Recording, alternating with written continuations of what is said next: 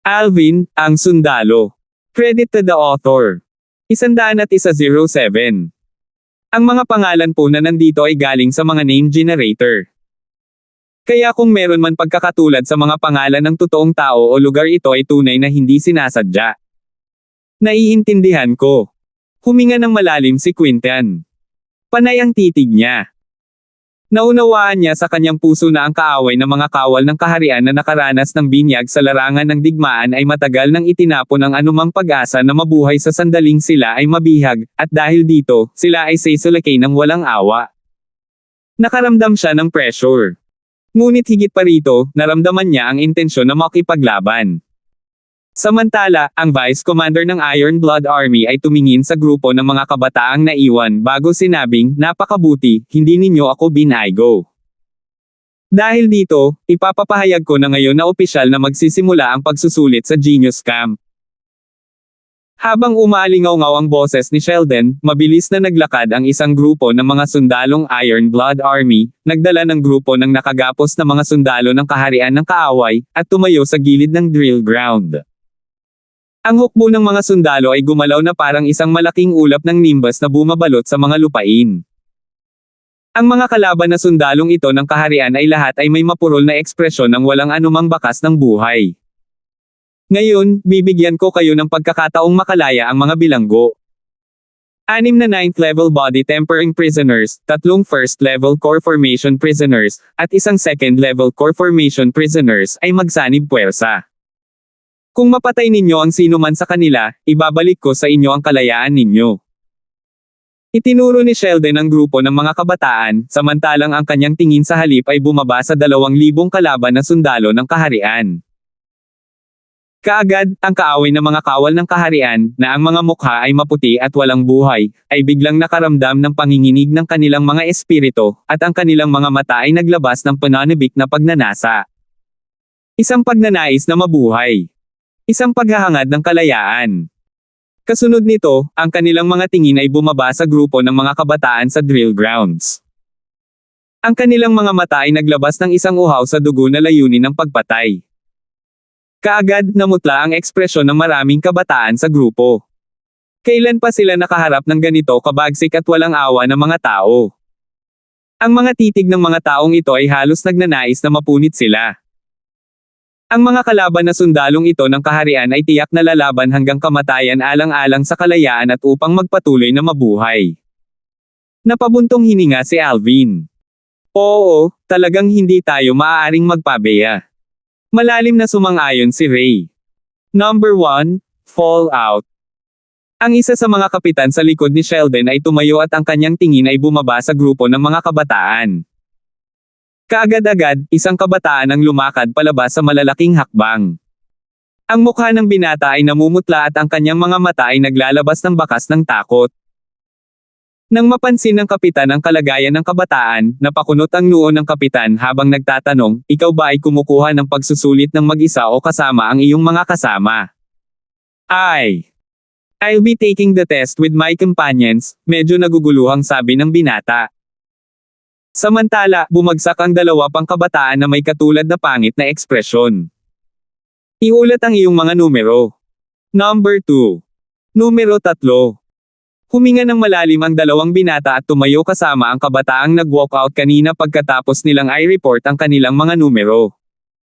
Palayain ang 30 bilanggo sa arena. Tumingin ang kapitan sa grupo ng mga kawal ng kaharian ng kaaway sa unang hanay. Matapos makalas, ang 30 kalaban na kawal ng kaharian ay iniunat ang kanilang mga paa at mabilis na naglakad papunta sa arena. Ang kanilang mga mukha ay naglabas ng galit at mabangis na mga ngiti.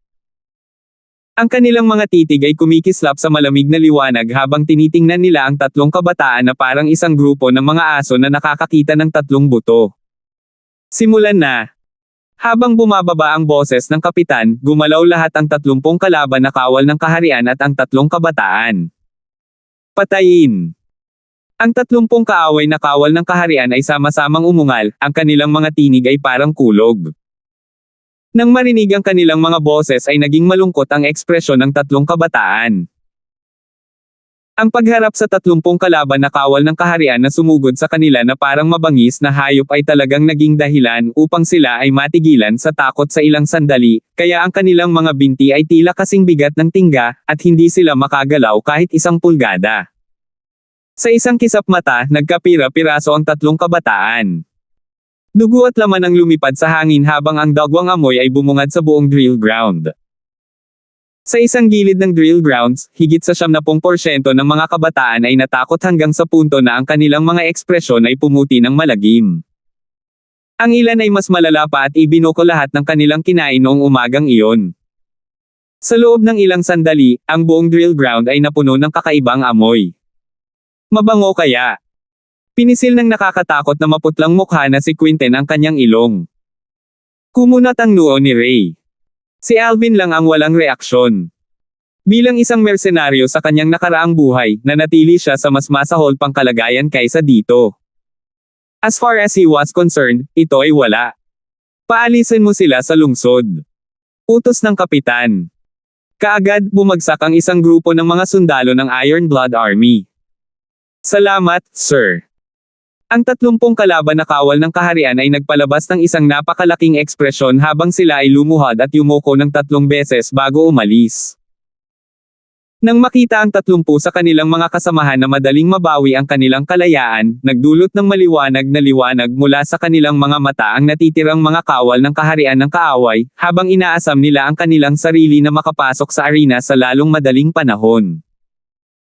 Sa kasalukuyan, nakatingin sila sa grupo ng mga kabataan sa di kalayuan na para bang nakatingin sila sa isang grupo ng mga tupa na naghihintay ng kakatayin. Kung pipiliin mong makipagkamay sa isang kasama at sumailalim sa pagsubok, mas malaki ang panganib.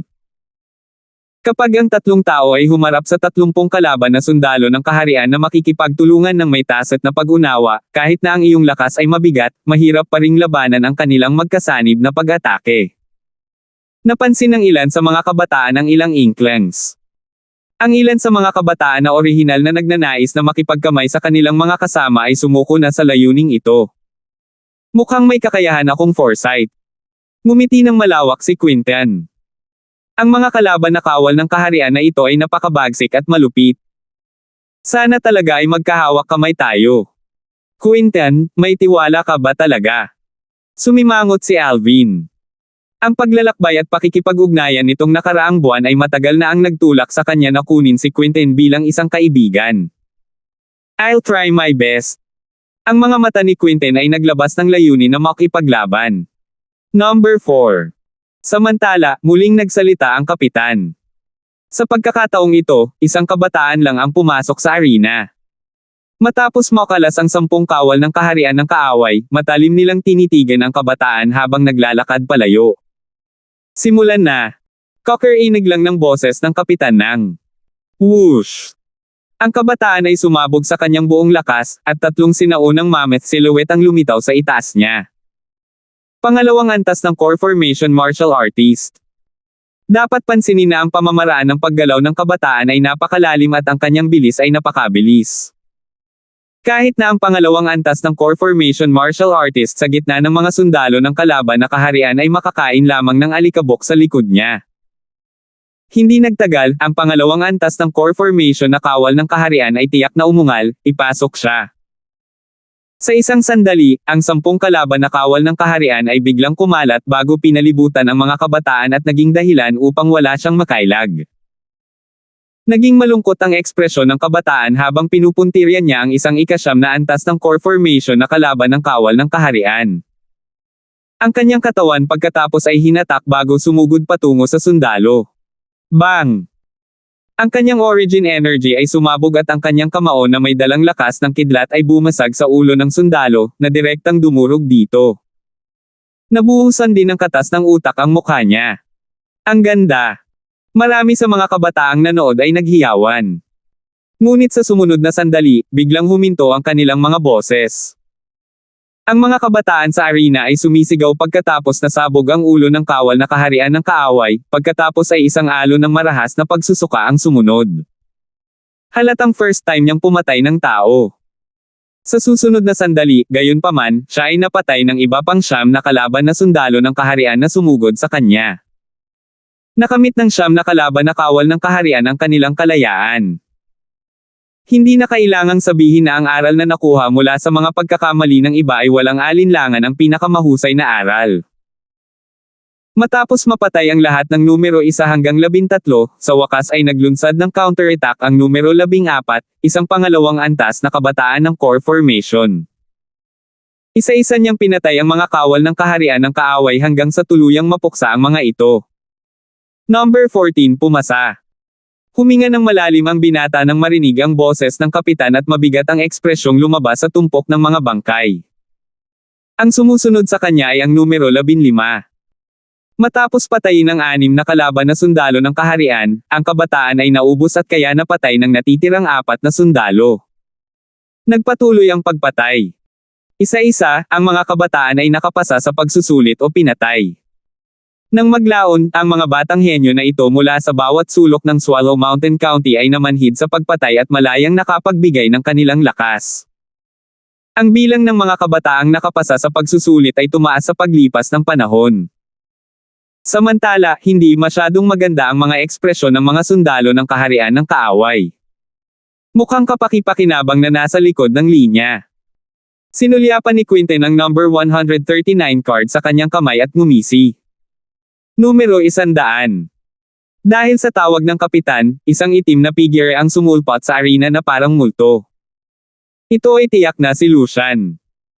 Ang 10 kalaban na kawal ng kaharian ay tumingin kay Lucian nang may puot sa simula, ngunit nang makita nila ang 6 na sinaunang mammoth silhouette na lumitaw sa itaas niya, lahat sila ay natakot.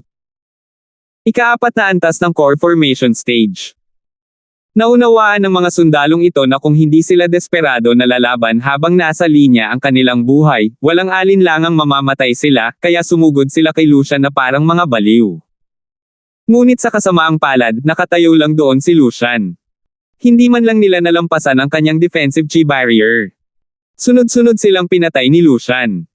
Bagaman mayabang, itong si Lucian ay may kaunting lakas.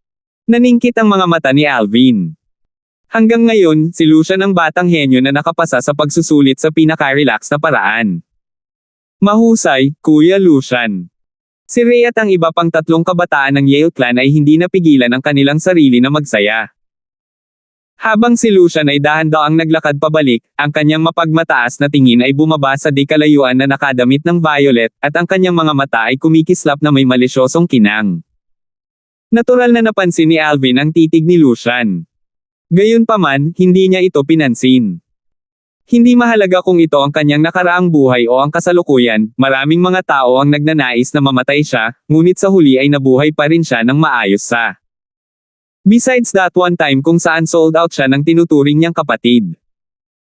Pagkatapos ni Lucian at bago si Alvin, lumitaw ang ilang ikatlong antas ng core formation ng mga batang henyo, at isa-isa nilang naipasa ang pagsusulit sa Genius Camp.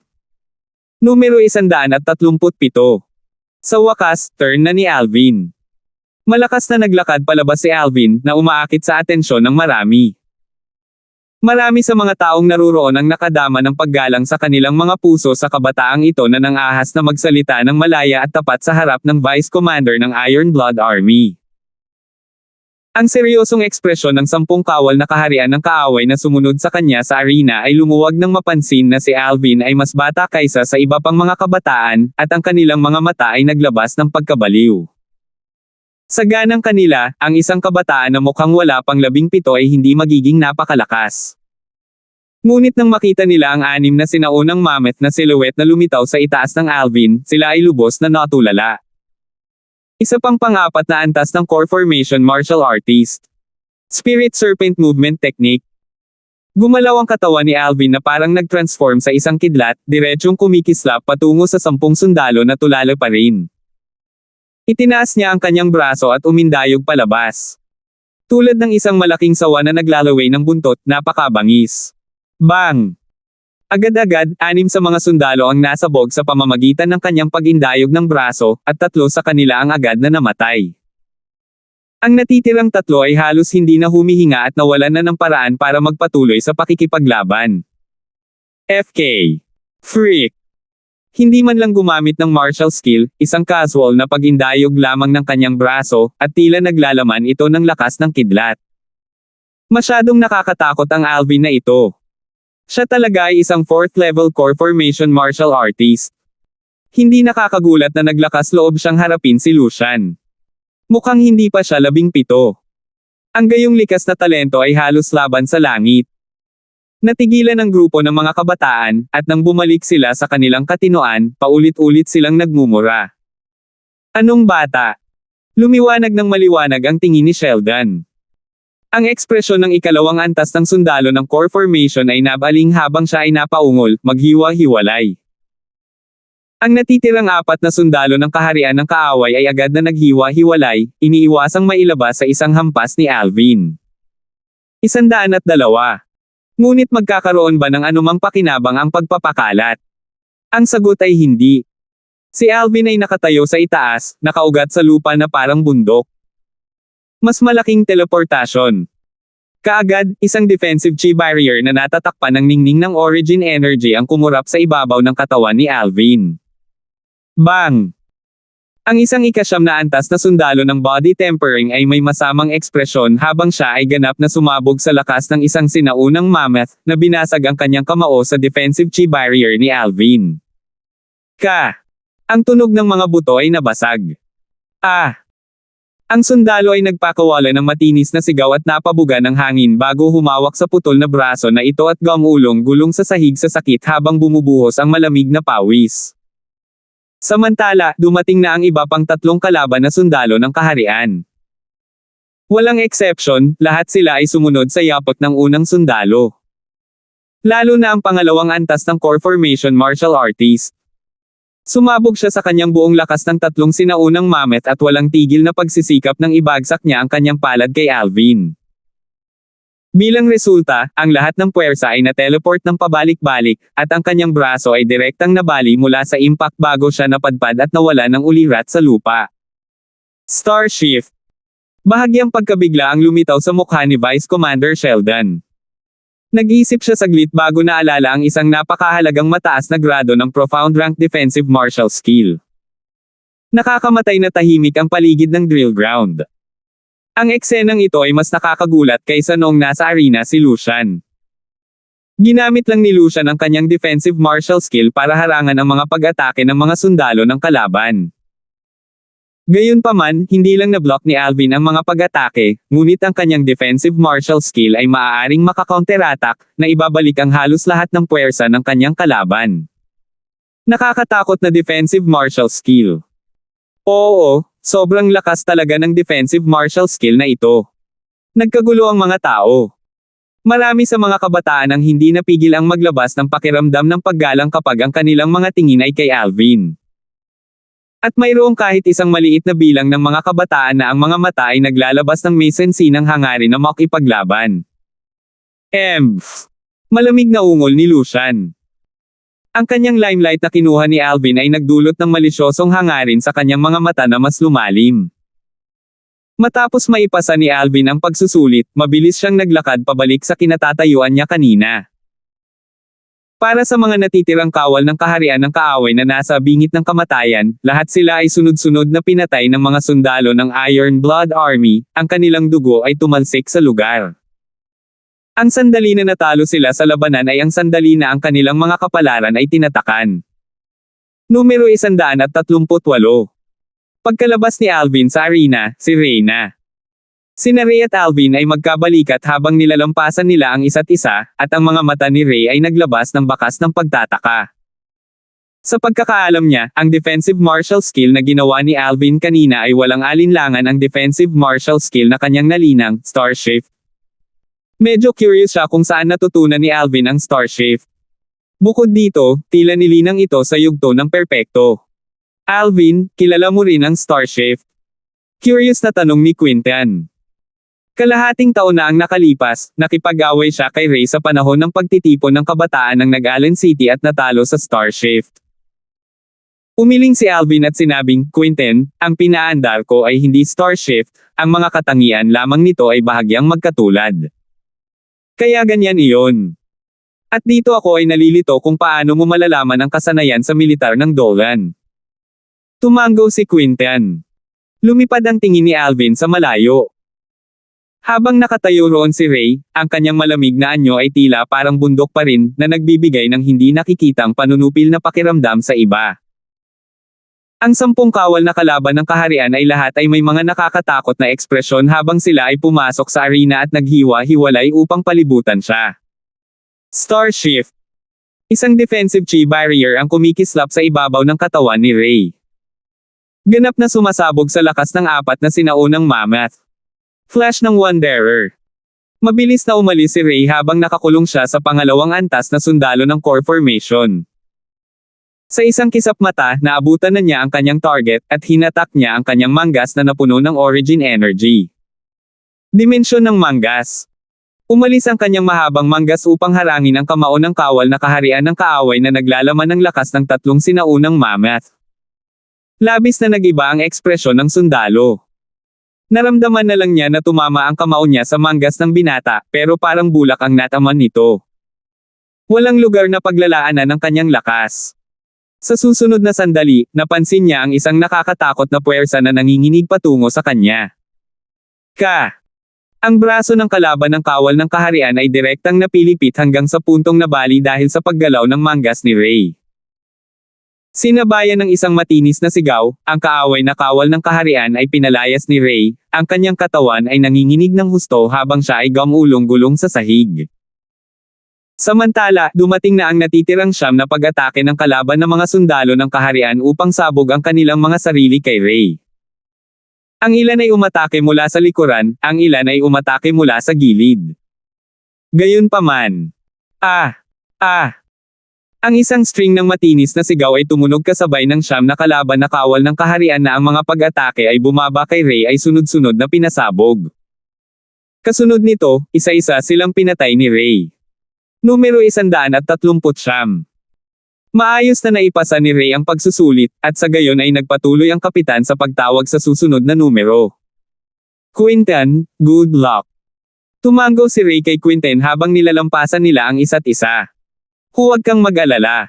Huminga ng malalim si Quinten. Samantala, ngayon lang nag-react ang mga batang henyo na naruroon. Nagpalipat-lipat ang kanilang mga tingin sa pagitan ni Ray at Alvin. Ang numerong 138 na ito ay tila kasama ni Alvin. Maging ang kanyang defensive martial skill ay tila katulad. Yeah, I wonder what defensive martial skill it is. It's too terrifying. He only needs to activate his defensive chi barrier. Kapag sinalakay siya ng iba, para siyang humampa sa salamin. Hindi nila magawang masaktan at sa halip ay nasugatan ang sarili nila. Ang defensive martial skill na ito ay tiyak na napakabihirang maging sa ating Crimson Sky Kingdom.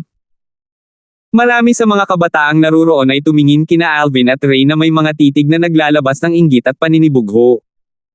Alvin, paano mo nalaman ang Star Shift? Hindi napigilan ni Ray na magtanong sa sandaling bumalik siya sa tabi ni Alvin.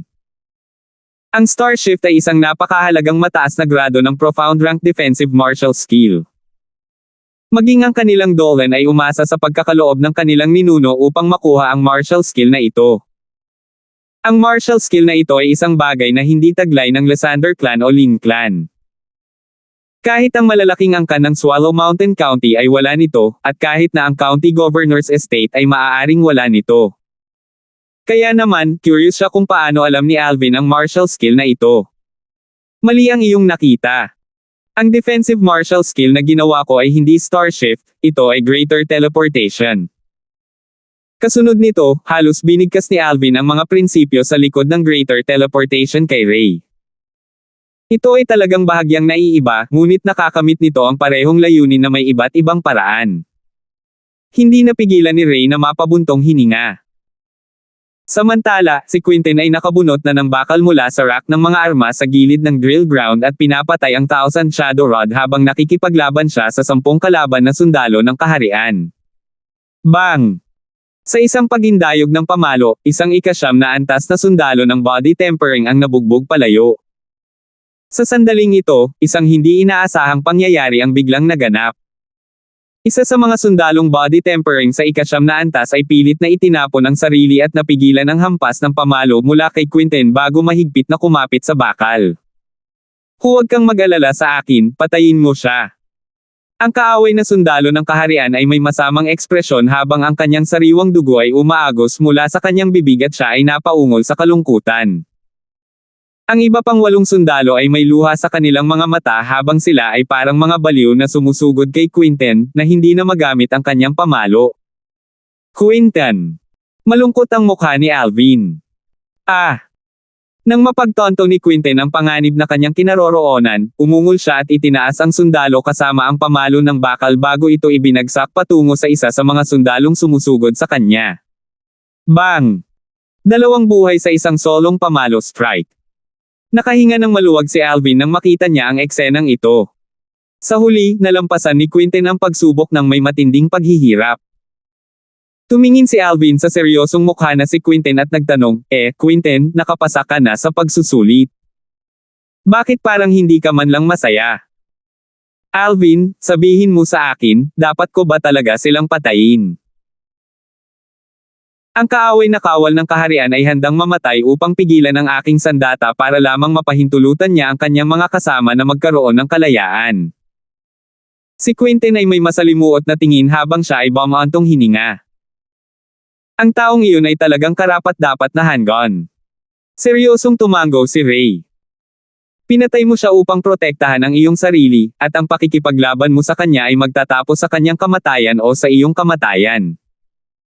Kaya hindi mo kailangang makaramdam ng anumang pagkakasala. Tinapik ni Alvin ang balikat ni Quinten habang inaalo siya nito. Nagpatuloy ang pagsubok sa Genius Camp na parang nagngangalit na apoy. Nang maglaon, mayroon pa ring mga henyo ng kabataan na napatay, ngunit sa pangkalahatan ay mas mahusay ito kaysa noong nagsimula pa lang.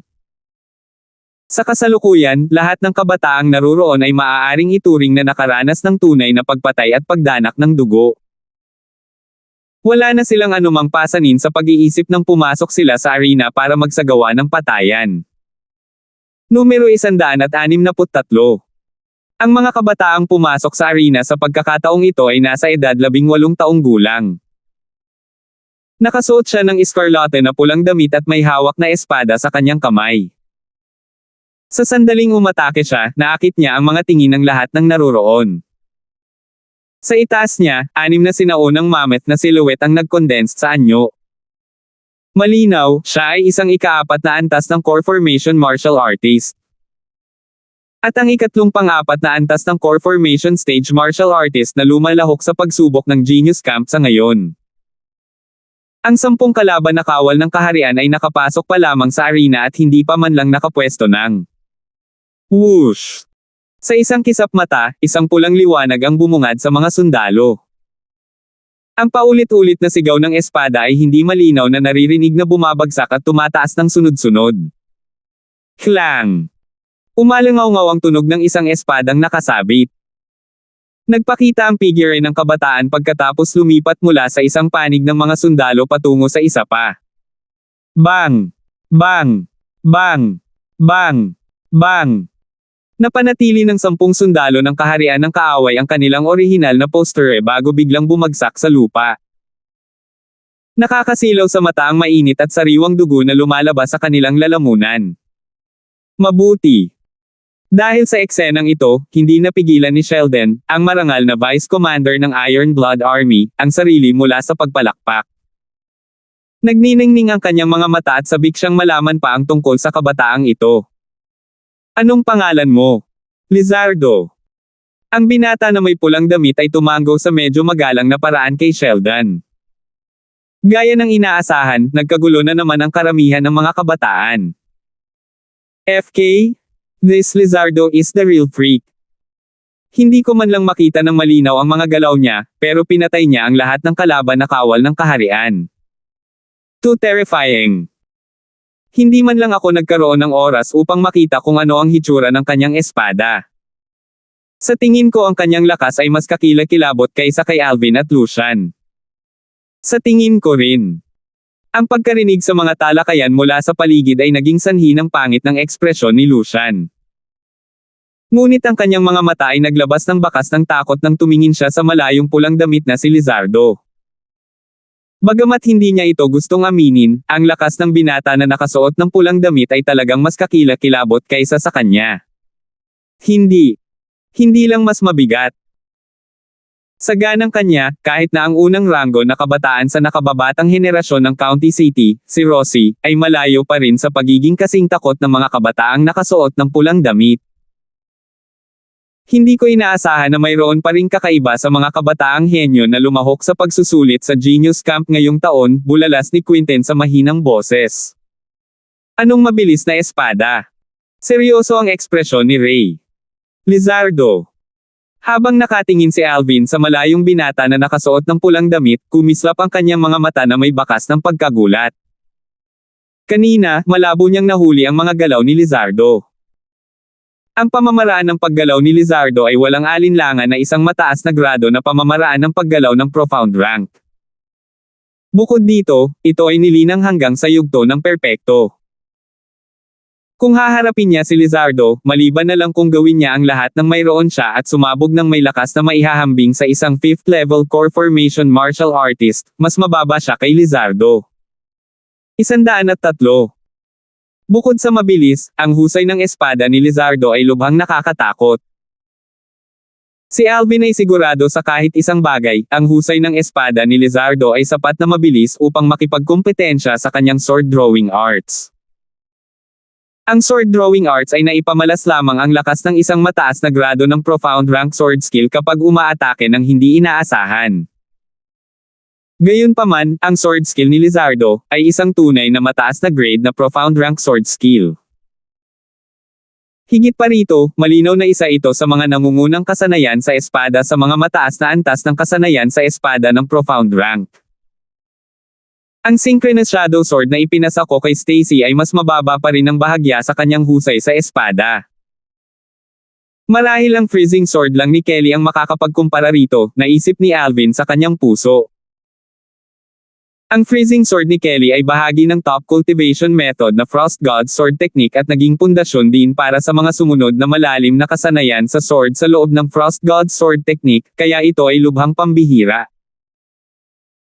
Maliban na lang kung ibigay ko ang lahat ng aking lakas, o ang aking Spirit Serpent Movement Technique ay makapasok sa perfection stage, magiging napakahirap talunin itong Lizardo. Huminga ng malalim si Alvin at kumislap ang kanyang mga mata na may bakas ng intensyon na makipaglaban. Sa paglipas ng panahon, unti-unting lumalapit ang dapit hapon. Sa oras na ito, malapit nang matapos ang mga pagsubok sa Genius Camp.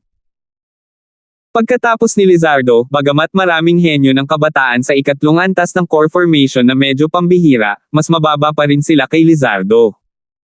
Numero 237. Habang nagsasalita ang kapitan, mabilis na lumabas ang isang kabataang napakalakas na para siyang baka, ang kanyang kahangahangang ugali ay tumatagos sa kalangitan. Si Alvin, na orihinal na medyo inaantok, ay biglang nagising at tumingin sa matipunong kabataan. Ang taong ito ay hindi simple. Si Ray ay may seryosong ekspresyon. Halatang napansin din niya. Samantala, sinundan siya ng 10 kawal ng kaharian ng kaaway sa arena at sumugod patungo sa matipunong kabataan. Hua! Nanginginig ang katawan ng matipunong binata. Sa isang kisap mata, 6 na sinaunang mammoth na silhouette ang namuo sa itaas niya. Ika-4 na antas ng core formation stage. Isa pa sa ika-4 na antas ng core formation stage. Marami sa mga kabataan sa karamihan ay hindi napigilan ang kanilang sarili na mapasigaw. Ang mga ekspresyon ng 10 kawal ng kaharian ng kaaway na lumipad palabas ay lubos na nabaluktot. Samantala, naisara na ng matipunong kabataan ang distansya sa pagitan niya at ng pangalawang antas na sundalo ng core formation. Pumalakpak. Tinampol niya ang palad niya at pinatay ang sundalo ng malamig. Ito ay wala. Ipinagpatuloy niya ang pag-abot ng kanyang kamay at itinaas ang katawan ng sundalo, na kasing dali ng pag-angat ng balahibo. Itinuring niya ang katawan bilang isang sandata at inihagis ito patungo sa natitirang 9 na sundalo ng kaharian ng kaaway. Ang 9 na kalaban na kawal ng kaharian ay paulit-ulit na pinasabog. At lahat sila, nang walang pagbubukod, ay napatay dahil sa epekto. Ang kaaway na sundalo ng kaharian na ginamit ng matipunong kabataan bilang sandata ay matagal nang naputol. Kahit na ang katawan ay tila may bahagyang paggalaw, kahit na ang Diyos ay mahihirapang iligtas siya. Biglang itinaas ng matipunong binata ang kanyang kamay at hinagis pataas ang sundalo. Whoosh! Ang kanyang binti ay gumalaw na parang kidlat. Na-dislocate sa baywang ang katawan ng kalaban na kawal ng kaharian at sinipa ng lumipad bago bumagsak sa lupa ng walang anumang palatandaan ng buhay. Ang paligid ng drill grounds ay nahulog sa isang nakamamatay na katahimikan. Haha! Mabuti, mabuti! Tawa ng tawa ang Vice Commander ng Iron Blood Army.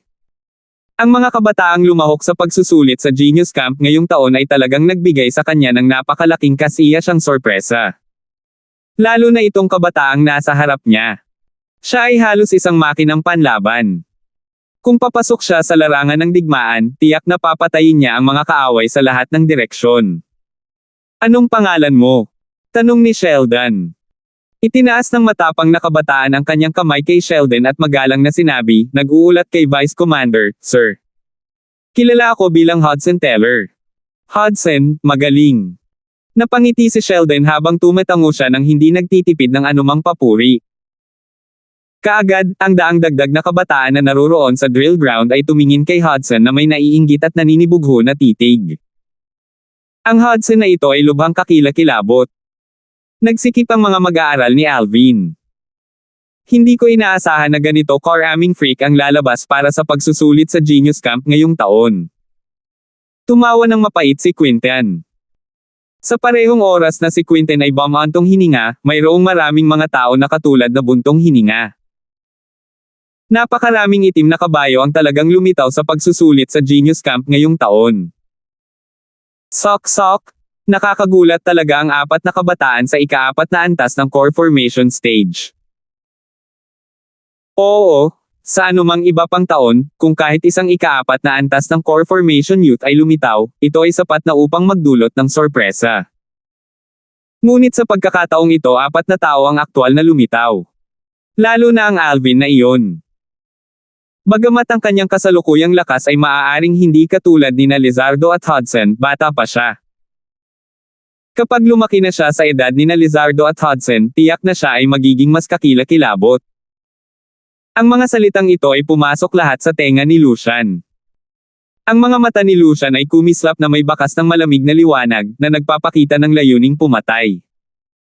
Kapag lumaki na siya sa edad ni na Lucian at Hudson, tiyak na magiging mas kakilakilabot pa siya. Napangisi ang mga sulok ng bibig ni Lucian. Kung gayon ay kailangan niyang mabuhay hanggang doon. Malapit na itong matapos, naisip ni Alvin sa kanyang puso habang ang kanyang tingin ay muling bumaba sa drill ground. Sa huling bahagi ng pagsusulit, mahigit 10 kabataan ang namatay, ngunit mayroon ding mahigit 10 kabataan na nakapasa sa pagsusulit. Sa sandaling ito, ganap na natapos ang pagsubok sa Genius Camp. Bumalik na ang kapitan sa gilid ng Vice Commander ng Iron Blood Army at may ibinulong sa kanyang tainga. Si Sheldon ay humakbang pasulong at tumingin sa grupo ng mga kabataan na tila nagmature sa loob ng isang araw habang dahan-dahan niyang sinabi, una sa lahat, binabati kita sa pagpasa sa pagsusulit sa Genius Camp. Hindi na kailangang sabihin na ang pagsubok sa taong ito ay lampas sa aking inaasahan. Bukod sa dami ng mga taong pumasa na mas mataas kaysa sa mga nakaraang taon, may mga taong nabigla kahit sa akin. Alam ng lahat ng mga taong naruroon kung sino ang tinutukoy ni Sheldon nang magsalita siya tungkol sa kanilang nakakagulat na lakas. Saglit, halos lahat ng naruroon ay nahahati ang tingin sa 4 na lugar, ayon sa pagkakasunod ay sina Alvin, Lizardo, Hudson, at Lucian. Ang 4 sa kanila ay ganap na itim na mga kabayo. Tonight, all of you can enjoy yourselves. Pero simula bukas, lahat kayo ay magiging miyembro ng Genius Camp, at sa susunod na taon, wala nang anumang karangyaan para sa inyo. Bagamat lahat kayo ay pambihira, base sa aming nakaraang karanasan, hindi hihigit sa 10 kayong nabubuhay sa isang taon. Pinaghiwa-hiwalay ni Sheldon ang pulutong ng mga kabataan pagkatapos niyang magsalita. Pagkatapos ng isang taon, hindi hihigit sa 10 ang mabubuhay. Wala sa mga kabataang umalis sa drill ground ng Iron Blood Army ang nag-alinlangan sa sinabi ni Sheldon. Bilang Vice Commander ng Iron Blood Army, nakita ni Sheldon ang hindi mabilang na mga batang henyo na namatay sa pagsasanay ng Genius Camp sa mga nakaraang taon. Ang sinabi niya ay isang bagay na lubhang sulit na paniwalaan dahil ito ay nagmula sa karanasan. Sok. Hindi hihigit sa 10 tao. I roughly counted kanina and there were 98 people who passed the Genius Camp test. Hindi mapigilan ni Quinten na mamangha. Wala ka bang mas magandang gawin? Umiling si Alvin at tumawa. Magkaroon tayo ng isang fits ngayong gabi. Hindi tayo magkakaroon ng pagkakataon na tamasahin ang ating sarili sa isang taon na sisimula bukas, sabi ni Ray. Tama, buksan natin ang ating mga sikmura ngayong gabi at punuin natin sila hanggang sa labi. Ngumisi si Quinten. Kung ganoon ano pa ang hinihintay natin? Tara na. Nanguna si Alvin at naglakad patungo sa restaurant. Pagkatapos kumain ng busog noong gabing iyon, ang tatlong grupo ni Alvin ay namasyal sa Iron Blood City bago bumalik sa inn. Si Alvin ay nagtanim hanggang sa malalim na gabi bago dahan-daang nakatulog. Malalim niyang inasahan ang pagdating ng pagsasanay ng Genius Camp. Sa isang malawak, maliwanag na iluminado na silid ng isa pang inn. Kuya, pasensya na. Ibinaba ni Lucian ang kanyang ulo. Sa tapat ni Lucian ay nakatayo ang isang 25 taong gulang na binata. Ang binata ay nakasuot ng casual na damit at may pagkakatulad kay Lucian sa pagitan ng kanyang mga kilay. Gayunpaman, sa sandaling ito, ang kanyang mga mata ay kumikislap na may kakilakilabot na kinang, at sa loob nito ay may bakas ng galit at pagpatay ng layunin. Hindi mo kasalanan. Hindi mo kailangang sisihin ang sarili mo. Ang binata ay tiyak na si Henry, ang nakatatandang kapatid ni Lucian. Kuya, lahat ng ito ay dahil sa Alvin na iyon. Kung hindi dahil sa kanya, hindi ako magkakaroon ng pagtatalo na sa huli ay naakit ang Vice Commander. Ang mga mata ni Lucian ay naglalabas ng layuning pumatay habang nagsasalita siya. Huwag kang mag-alala, hanggat papasok siya sa Genius Camp, may mga paraan ako para patayin siya. Mariin na ikinuyom ni Henry ang kanyang kamao habang ang kanyang origin energy ay nagsimulang magngangalit at walisin. Sa ilalim ng matinding galit, 11 sinaunang mammoth na silhouette ang lumitaw sa itaas niya.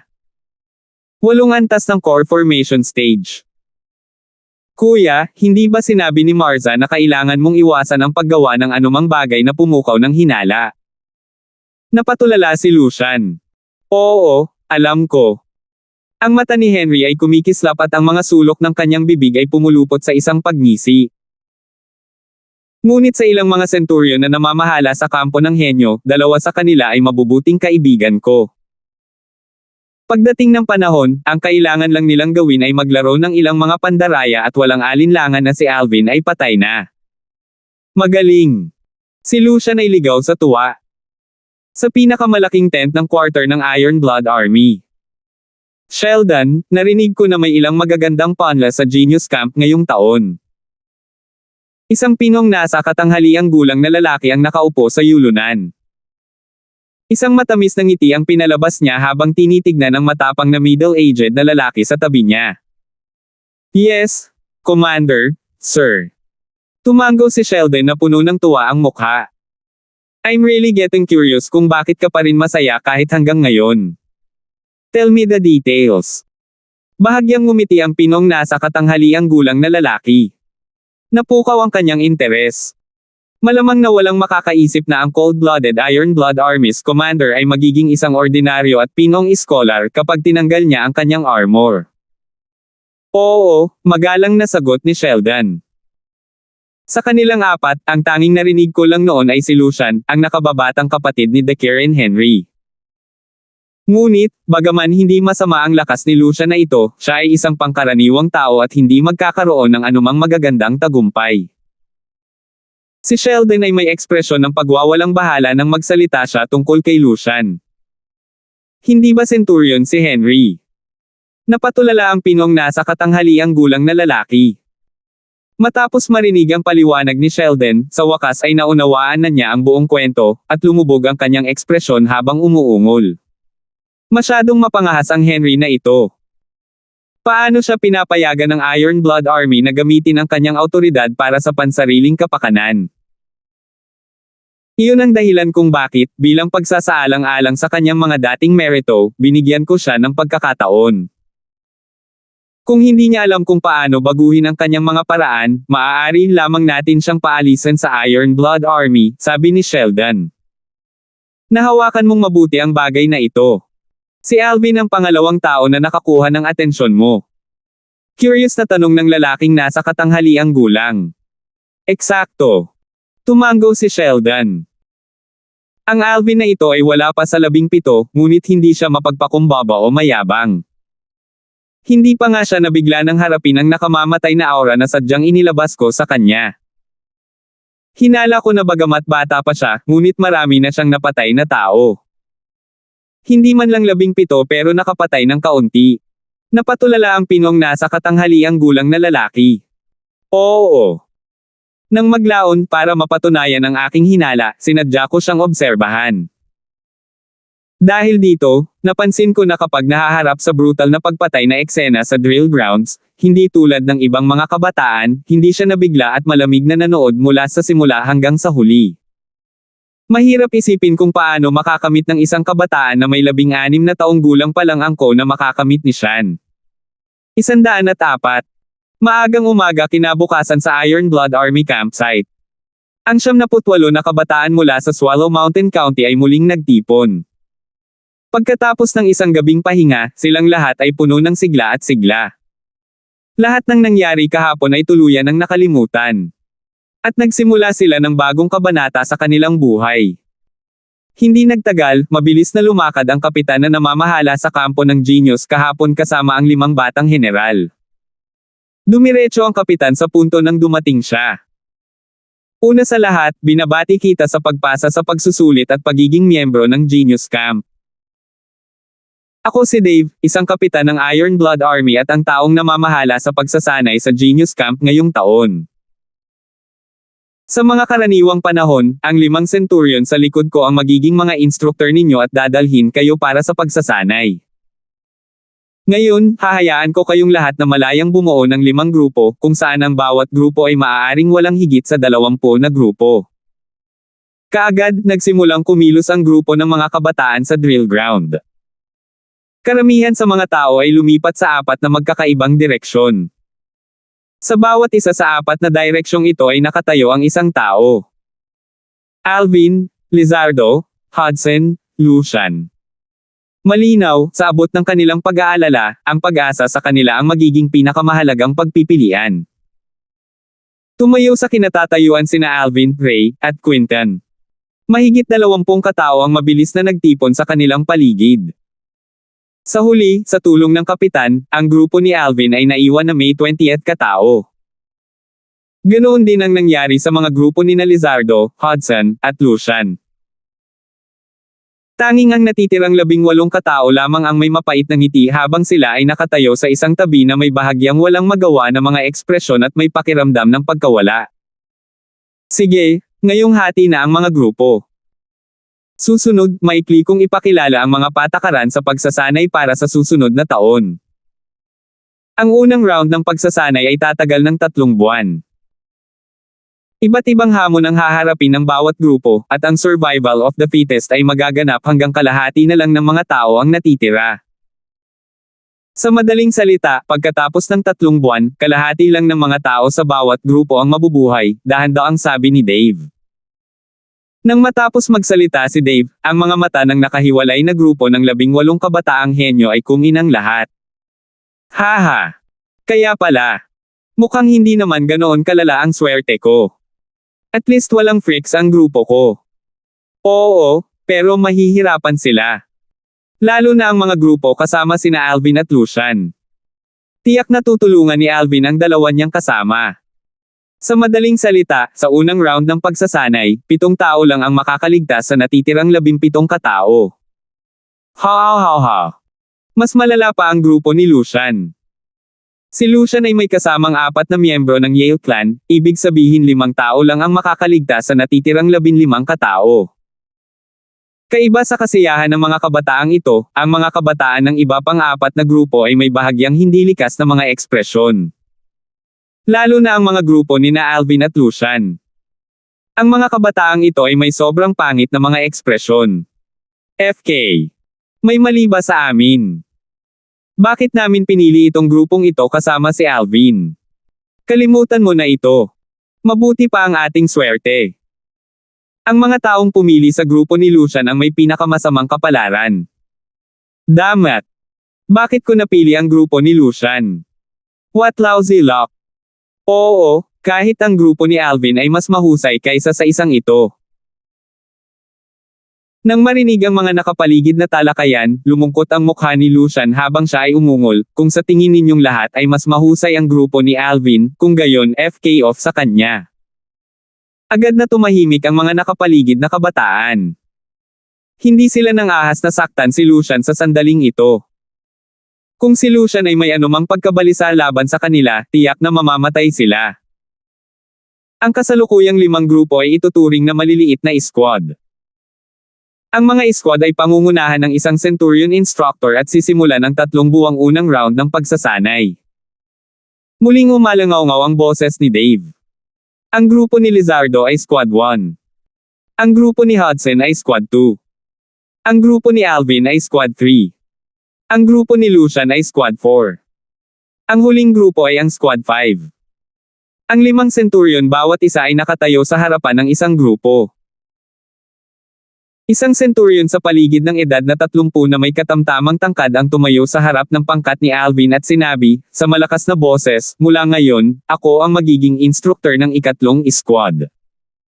Tawagin mo akong Gian. Gian. Natigilan ng ilan sa mga kabataan. Kumaibat ang mga sulok ng bibig ni Alvin. Ang pangalan ng Centurion na ito ay talagang espesyal. Path. Agad namang may hindi napigil ang tumawa. Nakakatawa ba? Sumubsob ang mukha ni Gian habang sinasaway siya. Agad na natahimik ang buong tropa. Sumunod ka sa akin. Mag-hike tayo sa Dawnshroud Mountain Range.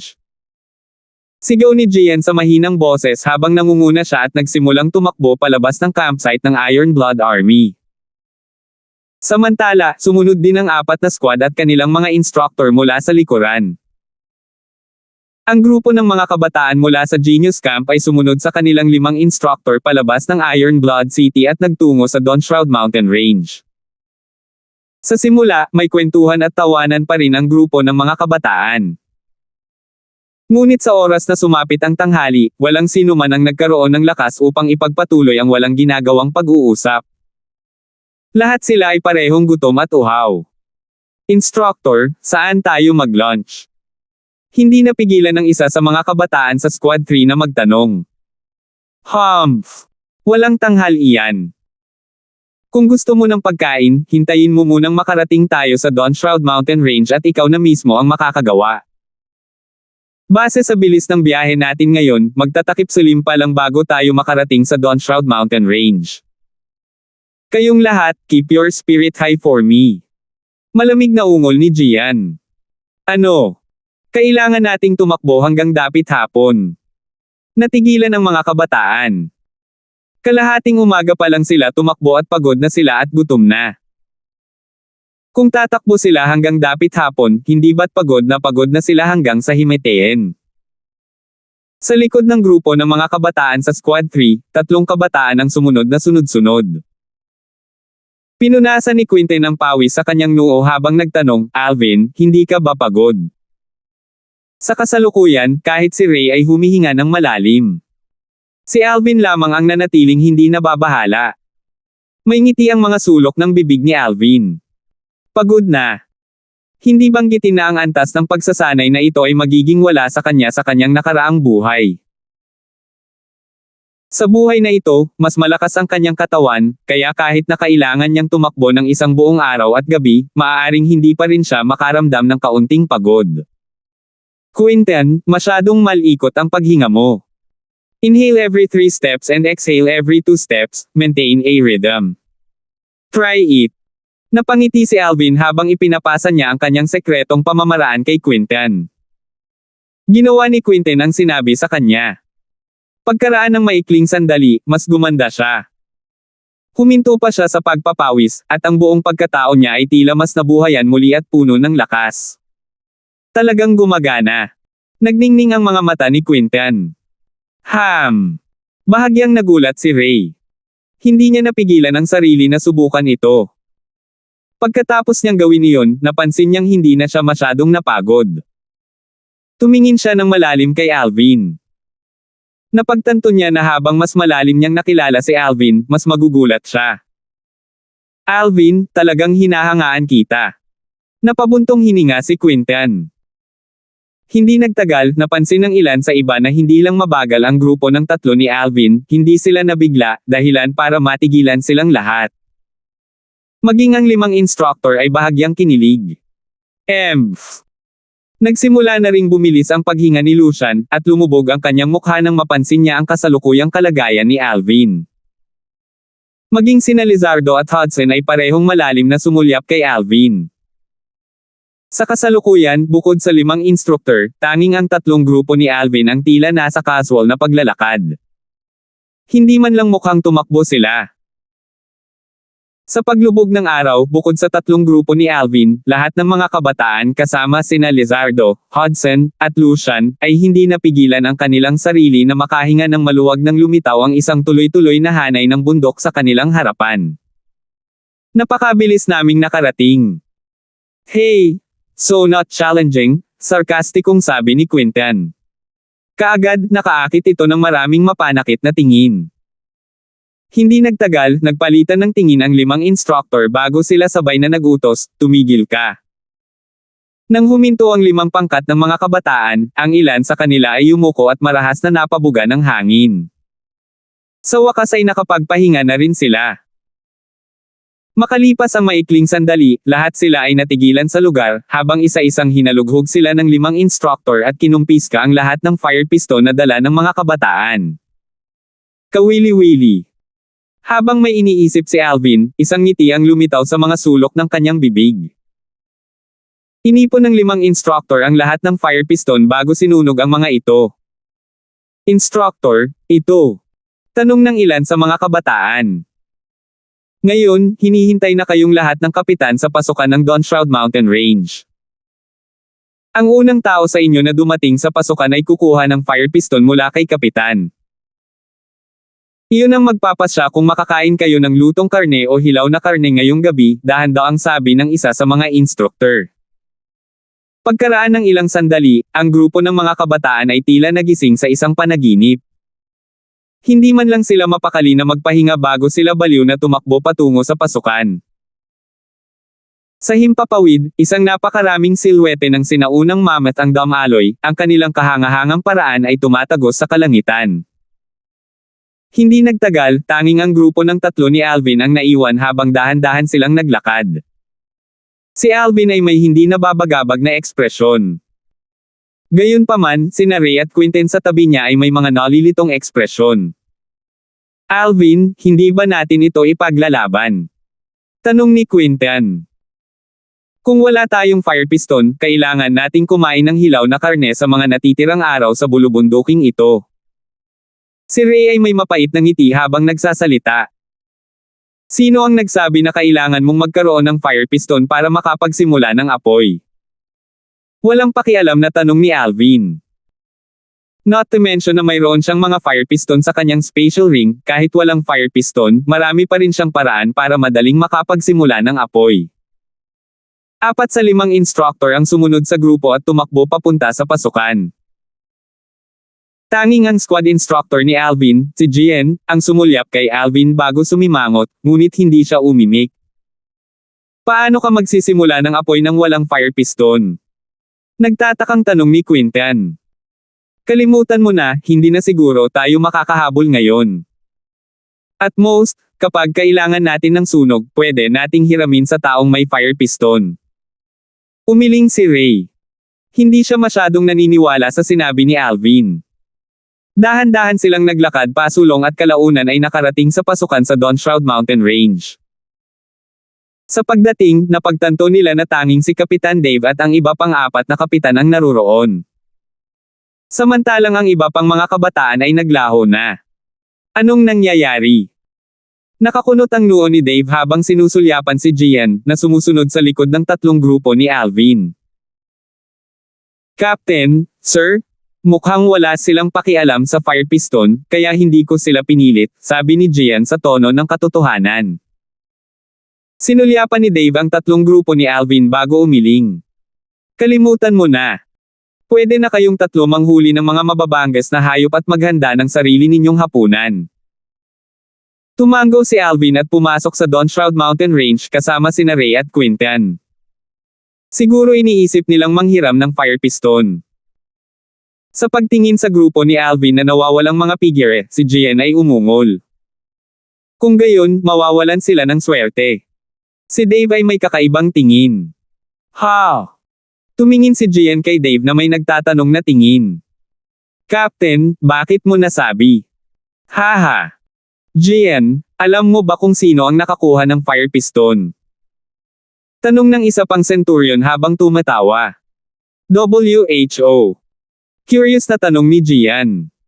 Lucian. 105. Sa kalangitan sa itaas ng Don Shroud Mountain Range, dahan-daang lumubog ang araw at nagtago sa likod ng kabilang panig ng bulubundukin. Tumingin si Alvin sa tanawin sa kalangitan at naisip sa kanyang puso, marahil ang Don Shroud Mountain Range na ito ay nakuha ang pangalan nito. Ang Don Shroud Mountain Range na ito ay dapat nakatulad ng Misty Forest, parehong mayroong napakaraming mabangis na hayop at mabangis na hayop na naninirahan sa loob. Dapat tayong mag-ingat kapag nakapasok na tayo dito, sabi ni Alvin kay Ray at Quinten sa kanyang tabi. Tumango naman ang dalawa bilang sagot. Tara na. Lumiwanag ang figure ni Alvin. Spirit Serpent Movement Technique. Sina Ray at Quinten ay nagsagawa ng kanilang mga diskarte sa paggalaw at sinundan nila si Alvin na parang mga anino. Matapos makapasok sa Don Shroud Mountain Range, ang lumitaw sa harap nila ay 300 daan sa kalsada, ngunit pagkatapos pumili ni Alvin ng isa sa kanila, ang lumitaw sa harap nila ay 500 daan sa kalsada. Ito ay halos isang kalituhan. Ewo! Isang nakakakilabot na lobo ang humagulgol sa kalangitan. Nang lumingon si Alvin upang tumingin, nakita niya ang isang itim na kulay itim na ligaw na lobo na may mga mata na kumikislap sa labis na pagnanasa ng dugo na sumusulpot mula sa mga palumpong sa gilid. Ibinuko nito ang dagwang bibig para kagatin siya. Sobrang kumpiyansa. Nagsalubong ang mga kilay ni Alvin habang bahagyang umuumbok ang mga kalamnan sa kanyang kanang braso. Whoosh! Itinaas niya ang kanyang kanang braso patungo sa dibdib ng ligaw na lobo, dala nito ang malakas na hangin na humahampas sa paligid. Isang malakas na ingay ang tumunog na sinundan ng isang malupit na alulong mula sa ligaw na lobo na biglang natapos sa susunod na sandali. Ang mga panloob na organo ng ligaw na lobo ay ganap na nabasag mula sa epekto ng pag-indayog ng braso ni Alvin, at dahil dito ay bahagyang nagpumiglas ito sa lupa sa loob ng maikling sandali bago nawala ang lahat ng palatandaan ng buhay. Patay. Hindi ko inaasahan na ang ating biktima ay hahanapin tayo mismo. Tumawa si Quinten habang naglalakad at itinaas ang ligaw na lobo sa kanyang balikat. Ininspeksyon sandali ni Alvin ang paligid bago sinabing, bumalik tayo. Umalis silang tatlo sa Don Shroud Mountain Range. Sa daan, nakasalubong nila ang ilang mga kabataan na nagdadala rin ng kanilang biktima pabalik. Magtitipon sila pabalik sa pasukan ng Don Shroud Mountain Range. Marami na ang nagsimulang maglinis ng mga bangkay ng kanilang biktima. Ang ilan ay nanghuli ng mga tigre, ang ilan ay nanghuli ng mga agila, at ang ilan ay nanghuli ng mga leopardo. Nakahanap ng bakanteng espasyo ang grupo ng tatlo ni Alvin bago ibinaba ang bangkay ng lobo. Casual na naglabas si Quinten ng punyal mula sa kanyang mahabang bote at sinimulang linisin ang bangkay ng lobo. Hindi nagtagal, nilinis na ni Quinten ang balahibo ng lobo at itinapon pa ang mga laman loob nito sa isang tabi. Quinten, mukhang naranasan mo na. Bahagyang nagulat si Alvin. Hehe. Dati lagi akong natutulog sa Misty Forest, minsan kahit hanggang 1 buwan, kaya kailangan kong kumuha ng pagkain kahit papaano. Nakahanda na ang karne, kaya saan tayo kumukuha ng apoy natin? Tumawa ng mahina si Quinten, ngunit nang matapos siyang magsalita, bahagyang natarante siya. Biglang sumimangot si Ray habang nakatingin sa malayo. Magtinginan kayong dalawa. Napatingin sina Alvin at Quinten. Nakita nila na halos lahat ng mga kabataan ng Genius Camp bukod sa mga miyembro ng kanilang squad ay gumawa na ng apoy. Lucian, pwede mo bang ipahiram sa amin ang fire piston? May pumunta sa squad 3 para manghiram ng fire piston. Nakuha ni Lucian ang fire piston. Medyo pangit ang ekspresyon ni Ray at Quintan. Kung hindi ako nagkakamali, ikaw ay nasa parehong pangkat ni Alvin, tama ba? Tanong ni Lucian sa binata. Oo. Tumango ang binata. Maliit na bagay lang na ipahiram ang fire piston sa lahat ng nasa squad 3 mo. Ngunit hayaan mo akong maging blunt, kung sino man ang maglalakas loob na ipahiram ang fire piston kay Alvin, huwag mo nang isipin na magkaroon ng apoy kailanman. Nanliit ang mga mata ni Lucian sa isang linya at isang malamig na liwanag ang hindi malinaw na makikita mula sa loob. Ito. Mahirap sa lahat, at lahat tayo ay nagugutom sa buong araw. Lucian, bakit hindi mo? Nag-alinlangan ang kabataan. Humph. Base lang sa sinabi mo, hindi ko ipapahiram sa kahit kanino sa squad 3. Malamig na ungol ni Lucian bago tumingin sa mga kabataan ng kanyang squad at sa iba pang squad. Ang lahat ng apoy na ginagamit mo ay hiniram sa akin. Hayaan mong linawin ko at sabihin sa iyo ang lahat na kung sino man ang maglalakas loob na ipahiram ang kanilang apoy sa sino man sa loob ng ikatlong squad, huwag mong isipin na gamitin muli ang aking fire piston. Sa sandaling ito, si Lucian ay may kampante na ekspresyon na nagsasabing ako ang boss. Lucian, huwag kang mag-alala. Hindi kami mga taong walang utang na loob. Oo, ginagarantiya namin na hindi namin ipapahiram ang aming apoy sa Squad 3. Agad-agad, bukod sa mga miyembro ng Squad 3, malinaw na sinabi ng lahat ng natitirang squad ang kanilang posisyon. Ikaw. Nagalit ang kabataang dumating para manghiram ng fire piston hanggang sa namula ang mukha. Ay what? FK off. Pinandilatan ni Lucian ang kabataan. Natakot ang binata hanggang sa umaatres ng 2 hakbang bago tumalikod at bumalik sa lugar ng Squad 3. Sa sandaling ito, ang mga miyembro ng Squad 3 ay mabangis na tumingin sa kabataan. Chendong, may mukha ka pa bang babalikan? Tagumpay kang nakahiram ng fire piston, ngunit dahil wala kang pakialam sa sarili mong negosyo at sinubukan mong alagaan ang Alvin na iyon. Ngayon lahat ng nasa Squad 3 natin ay walang apoy na gagamitin. Nandyan lang si Alvin. I'm curious though, magpapasalamat ba siya sa iyo sa ginawa mo? Nakaramdam ng pagkalito si Chendong. Hindi niya inaasahan na mabubukod siya dahil dito. Saglit na namula ang kanyang mga mata habang ang kinang ng mga luha ay gumagalaw sa loob. Ano, gusto mo pang umiyak? Take your prey and FK off. Inihagis ng isa sa mga kabataan ang isang baboy ramo na naputol kay Chendong. Kayong lahat. How could you all be so selfish? Habang nakahawak si Chendong sa baboy ramo, bumibilis ang kanyang paghinga. Hindi nagtagal, napansin ni Chendong na ang grupo ng mga kabataan mula sa Squad 3 na orihinal na nagbabalak makipagtalo sa kanya ay tila nakakita ng isang bagay na nakakatakot nang bigla nilang itinikom ang kanilang mga bibig. Sampal. Samantala, napansin niyang may malakas na kamay ang nakalagay sa balikat niya. Lumingon siya nang makita niya ang isang nakangiting binata na nakasuot ng violet na nakatayo sa likuran niya. Alvin. Bahagyang ngumiti si Alvin habang nagtanong, tinatawag kang Chendong. May magandang impresyon si Alvin sa kabataang ito na handang magsikap na makuha ang fire piston para sa isang estranghero na tulad niya. Oo. Bahagyang kinabahan at alanganin si Chendong. Relax. Dahil hindi ka nila tinatanggap, sumunod ka na lang sa akin mula ngayon. Sabi ni Alvin kay Chendong bago naglakad pabalik sa kinaroroonan ni Ray at Quintan. Ray. Quintan.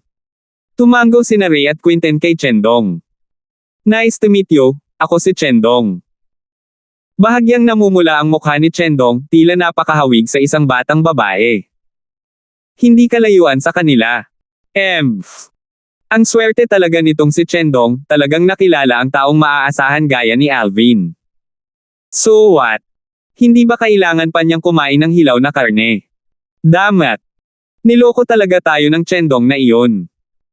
Ang mga kabataan ng Squad 3 ay lahat ay may pangit na ekspresyon. Sa kabilang side, pinanood ni Kapitan Dave ang eksenang ito mula sa malayo. Habang nag-iiho ng karne sa campfire, tinanong niya ang iba pang 5 centurion na nakaupo sa paligid ng apoy, paano sa tingin ninyo lahat ay haharapin ni Alvin ang kanyang hapunan?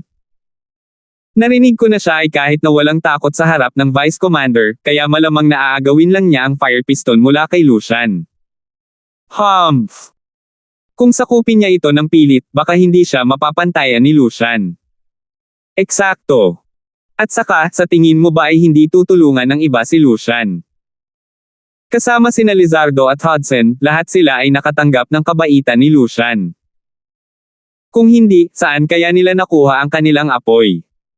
Ang 5 centurion ay nag-usap sa kanilang mga sarili, at wala ni isa sa kanila ang tumingin ng mabuti kay Alvin. Ang 4 na grupo ni Alvin ay nakaupo sa isang bilog. Alvin, ngayong nasa kamay na ni Lucian ang fire piston at ang iba ay nagpahayag ng kanilang mga posisyon sa hindi pagpapahiram ng kanilang apoy sa atin. Ano ang gagawin natin sa ating hapunan ngayong gabi? Matagal na akong nagugutom pagkatapos tumakbo buong araw. Pinunasan ni Quinten ang kanyang tuyong tiyan na may mapait na ngiti sa kanyang mukha. Tumingin din si Ray kay Alvin. Bakit? Bakit hindi? Pupunta ulit ako. At nagsusumamo kay Lucian. Sabi ni Chendong, na may pulang mukha. Sa sumunod na sandali, napansin niya ang 3 grupo ni Alvin na nagwawali sa kanya ng nag-aalab na tingin. I won't go? I won't go? Okay. Ibinaba ni Chendong ang kanyang ulo. Whoosh! Biglang tumayo si Alvin. Sa ilalim ng naguguluhang mga tingin ni Ray, Quinten, at Chendong, naglakad si Alvin papunta sa iba pang mga kabataan ng Squad 3. Ang grupo ng mga kabataan ay nakabantay na parang nakaharap sa isang mabigat na kaaway. Relax. Ngumiti si Alvin bago ang kanyang tingin ay nakatuon sa tumpok ng tuyong kahoy sa pagitan ng grupo ng mga kabataan. Malamang hindi na ninyo kailangan ang mga piraso ng tuyong kahoy na ito, di ba? Nagpalitan ng tingin ang mga kabataan, ngunit walang nagsalita. Dahil ayaw nyo lahat, kukunin ko. Hindi nag-abala si Alvin na maging magalang. Kinuha niya ang tumpok ng tuyong kahoy at bumalik sa tabi ni Ray at ng grupo. We don't even have a fire piston. Ano ang gusto mo nitong tuyong kahoy? Naguguluhan ang ekspresyon ni Quinten. Sino ang nagsabi sa iyo na kailangan mo ng fire piston para makapagsimula ng apoy? Sinadya ni Alvin ang kanyang boses. Saglit, kasama si Kapitan Dave at ang mga centurion, lahat ay tumingin kay Alvin ng may interes. Napaungol si Lucian habang nagtaas ng boses at nanunuya, humph. Bullshit. Gusto ko talagang makita kung paano ka magpapaputok ng walang fire piston. Sigurado ka na ba? Tumingin si Alvin kay Lucian at biglang tumawa. Siyempre, sabi ni Lucian sa pagsalungat. Kung ganoon, paano tayo tumaya? Ang mga mata ni Alvin ay kumikislap, at ang ngiti sa kanyang mukha ay hindi nawala. Ano ang gusto mong taya? Bahagyang nagsalubong ang mga kilay ni Lucian. Hindi kawili-wili ang pagtaya sa ibang bagay. Paano kung sino man ang natatalo ay kailangang maghubad ng damit at magpatakbo ng 10 round sa pasukan ng Don Shroud Mountain Range nang walang kapirasong damit sa katawan? Paano na? Naningkit ang mga mata ni Alvin habang nagsasalita. Ano? Natigilan si Lucian. Natulala rin ang iba. Ang sugal na ito ay talagang masyadong walang awa. Alvin, ikaw. Tumingin si Quinten kay Alvin na may tulalang ekspresyon. Ano, hindi ka maglakas loob? Habang tinitingnan ni Alvin si Lucian, ang mga sulok ng kanyang bibig ay napangiti. Kung duwag ka, then keep a low profile, and don't bark around like a dog. F-king maingay. Namula ang mukha ni Lucian habang galit na sinabi, bakit hindi ako maglalakas loob? Okay, papayag ako. Very good. Sana hindi ka na bumalik sa sinabi mo mamaya. Kumislap ang mga mata ni Alvin. Gayunpaman, nag-aalala akong babalik ka sa iyong salita. Kapitan, sir. Biglang tumayo si Lucian habang nagsasalita at tumingin sa malayo. May problema ba? Dinala ni Dave ang 5 centurion habang naglalakad siya. Narinig niya ang sugal sa pagitan nina Alvin at Lucian. Kapitan, sir, ang Alvin na ito ay gustong makipagsugal sa akin, kaya sana ay makapagpatoto ka para hindi siya sumalungat sa kanyang salita kapag natalo siya. Tumingin si Lucian kay Dave habang nagsasalita siya. Masyadong walang awa si Lucian, talagang humihiling sa kapitan na maging saksi sa sugal na ito. Kasama ang kapitan dito, kahit na matalo itong si Alvin, hindi siya mangangahas na tumanggi sa kanyang salita. Si Alvin Darfield ay talagang nasangkot sa gulo sa pagkakataong ito. Talagang inaabangan ko ang eksena ni Alvin na tumatakbong hubot-hubad, ha ha ha. Inaasahan ko rin ito, ngunit ang Alvin na ito ay 16 pa lamang. Marahil ay hindi pa siya nagpapalaki ng buhok, kaya walang kawili-wili tungkol doon. Ang grupo ng mga kabataan ay nagsimulang mag-usap ng animated na para bang sigurado sila na talagang matatalo si Alvin. 106. Alvin, ano sa tingin mo? Tumingin si Kapitan Dave kay Alvin, hinahanap ang kanyang opinyon. Pagkatapos ng lahat, ang sugal na ito ay isang bagay na sinimulan ni Alvin. Alvin, mas mabuting huwag mong sabihing hindi ka maglakas loob. Naningkit ang mga mata ni Lucian habang pinutol niya ang pag-address ni Alvin. Kapitan, sir, wala akong anumang pagtutol. Gaya ng sinabi ni Lucian, mangyaring sumaksi sa sugal na ito. Tumango si Alvin habang may ngiti sa gilid ng kanyang bibig. Itong si Lucian ay napakamaalalahanin na tao. Nagsikip ang mga mag-aaral ni Lucian. Hindi niya inaasahan na si Alvin ay agad na pumayag. Alvin, hindi ka sana nagtago ng fire piston, di ba? Kung iyon nga, walang kabuluhan ang sugal na ito. Tumingin si Lucian kay Alvin na may mapagbantay na ekspresyon. Huwag kang mag-alala, kung gumamit ako ng fire piston, pagkatapos ay maaari mong isaalang-alang na ang aking pagkawala. Ngumiti si Alvin. Fire piston. Kailangan ba niya ito? Nakahinga ng maluwag si Lucian. Tandaan mo na ito ay isang bagay na napagkasunduan mo. Kung walang tutol kayong dalawa, magkakabisa na ang sugal na ito. Tumingin si Dave kina Alvin at Lucian. Umiling ang dalawa na nagpapakitang hindi sila tumutol. Simulan. Tumingin si Dave nang may interes kay Alvin. Ang 5 centurion sa likod niya ay tumitig din kay Alvin na may nagbabagang mga tingin.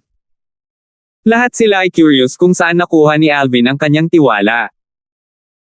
Kahit sila ay hindi maglakas loob na sabihin na maaari silang magsimula ng apoy ng walang fire piston. Ngayon, ituturo ko sa lahat ang ilang pangkalahatang kaalaman. Sa ilang sandali, si Alvin ay napaupo sa sahig pagkatapos pumili ng isang bilugan na piraso ng tuyong kahoy mula sa tumpok. Samantala, pinalibutan na siya ng grupo ng mga kabataan mula sa Genius Camp. Panay ang tingin nila sa mga galaw ni Alvin. Tumingin si Alvin kay Quinten at sinabi, na may bahagyang ngiti, Quinten, ibigay mo sa akin ang iyong punyal. Ipinasa ni Quinten ang kanyang punyal. Matapos matanggap ang punyal, itinaas ni Alvin ang kanyang kamay, pinutol ng isang patpat sa dulo ng tuyong kahoy sa kanyang kamay, at pagkatapos ay pinatalas ito. Kasabay nito, naghukay siya ng maliit na butas sa bilugan na piraso ng tuyong kahoy. Wash!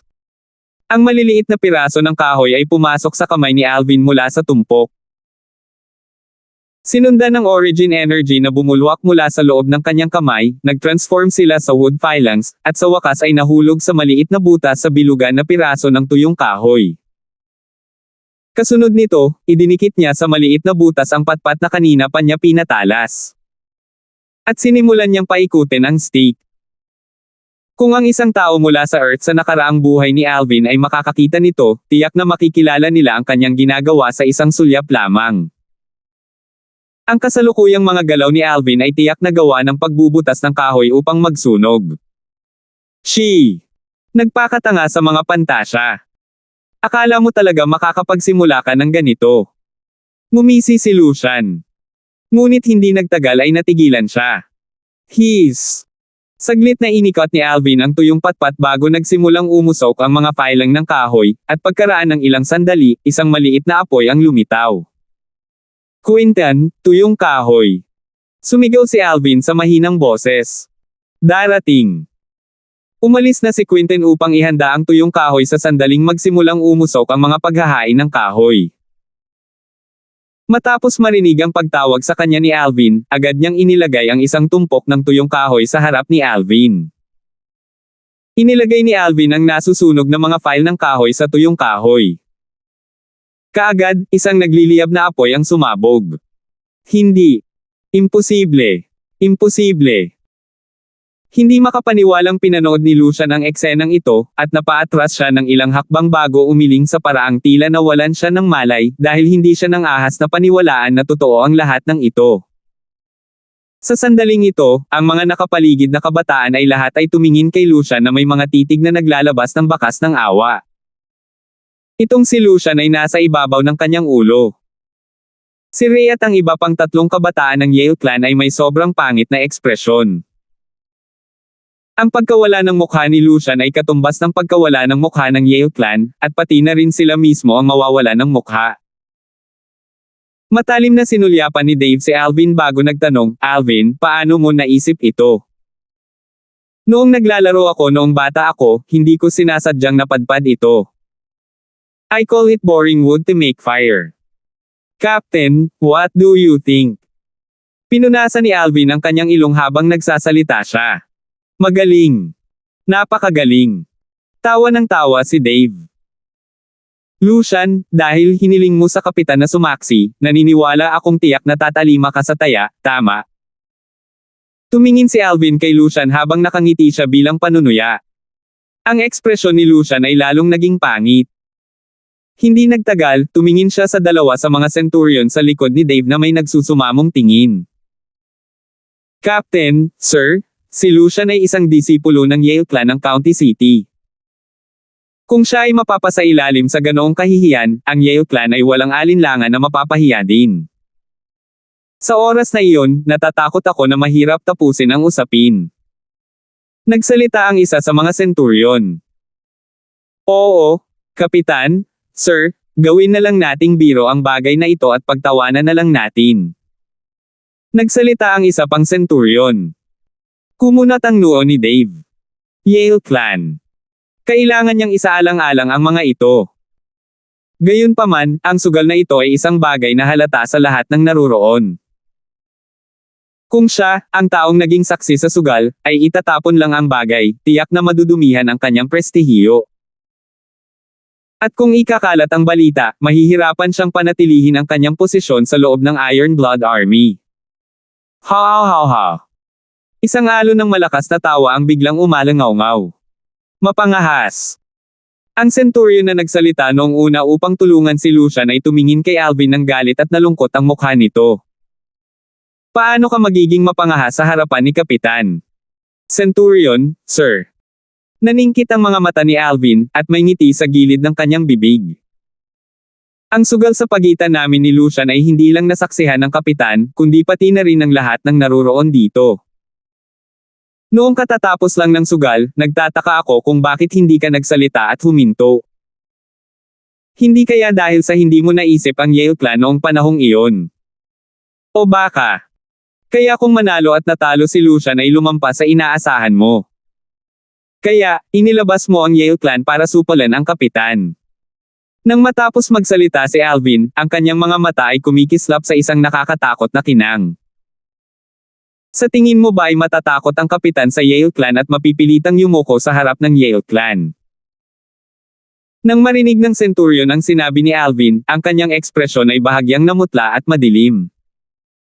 Matapos titigan si Alvin na may mga mata na puno ng sama ng loob, ang centurion ay tumingin kay Dave na may takot na ekspresyon, "Captain, sir, hindi ko kailanman naisip ang ganitong paraan. Hindi ko talaga sinasadya ang ganoong paraan." Ang ibang centurion ay matinong itinikom ang kanyang bibig nang nahaharap sa ganoong sitwasyon. Kahit na siya ay isang mabuting kaibigan ng nakatatandang kapatid ni Lucian, si Henry, hindi pa rin siya maglalakas loob na saktan ang kanyang nakatataas na opisyal. Ang sugal na ito ay isang bagay na halata sa lahat ng naruroon. Sana ay mahawakan ni Kapitan ang bagay sa isang makatarungang paraan. Nagsalita si Ray sa tamang sandali para tulungan si Alvin. Sana mahawakan ni Captain ang bagay sa isang makatarungang paraan. Kaagad, marami sa mga kabataan mula sa bawat pangkat ang sumunod at nagpahayag ng kanilang suporta. Lalong naging pangit ang ekspresyon ni Lucian. Nilaibat ng kanyang tingin ang mga kabataang ito. Karamihan sa mga kabataang ito ay nanghiram ng apoy sa kanya, ngunit hindi niya akalain na sila talaga ay mga taga-bakod at napakarealistiko. Nagdulot ito ng matinding galit niya na maging ang kanyang dugo ay nagsimulang kumulo. Tumingin si Dave kay Lucian habang walang pakialam na sinabi, "Tama na. Dahil ako ang naging saksi sa sugal na ito, natural na hindi ako papanig sa anumang partido. Lucian, gawin mong mabuti ang panig mo sa taya." Bagamat kailangan niyang isaalang-alang ang Yale Clan ng County City, hindi siya natatakot sa kanila. Hindi pa banggitin na ang Iron Blood Army ay napakalayo at walang anumang pagpigil, kahit na ang Yale Clan's Patriarch ay dumating ng personal sa Iron Blood City, wala siyang magagawa laban sa kanya. Siya ay miyembro ng Iron Blood Army, at ang Iron Blood Army ay sikat sa pagprotekta sa sarili nito. Kahit na ang mga miyembro ng County Governor's Estate ay hindi maglalakas loob na saktan ang loob ng Iron Blood Army. Huminga ng malalim si Lucian habang ang isang pakiramdam ng kahihiyan ay sumilay sa kanyang mga mata, at ang kanyang katawan ay nagsimulang manginig ng hindi namamalayan. Sa ilalim ng matalim na tingin ng mga nakapaligid na kabataan, sinimulang habarin ni Lucian ang kandebemet, pira-piraso. Sa kasalukuyan, sina Alvin, Ray, Quinten, at Luozing ay nakabalik na sa kinauupuan nila kanina at sinimulang litsyon ang mabangis na lobo at baboy ramo. Inihaw nila ang kanilang pagkain habang pinapanood nila ang pagtatanghal na ginawa ni Lucian. Haha! Hindi ko napansin na mas patas pa pala itong si Lucian kaysa sa mga babae.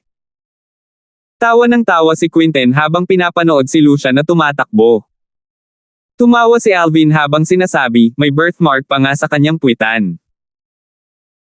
Sa kasalukuyan, hindi lang ang apat na grupo ni Alvin, maging ang iba pang mga kabataan ay nanatiling nanunood sa pagganap ni Lucian, labis na natatakot na makaligtaan nila ang anumang magagandang eksena. Habang umiihip ang hangin sa hubad na katawan ni Lucian sa bawat ilang hakbang na kanyang tatakbo, ang kanyang mukha ay magiging mas malungkot. Ang kanyang mga mata ay naglabas pa ng matinding puot at layuning pumatay. Alvin! I swear hindi titigil hanggat hindi ako nakakapaghiganti.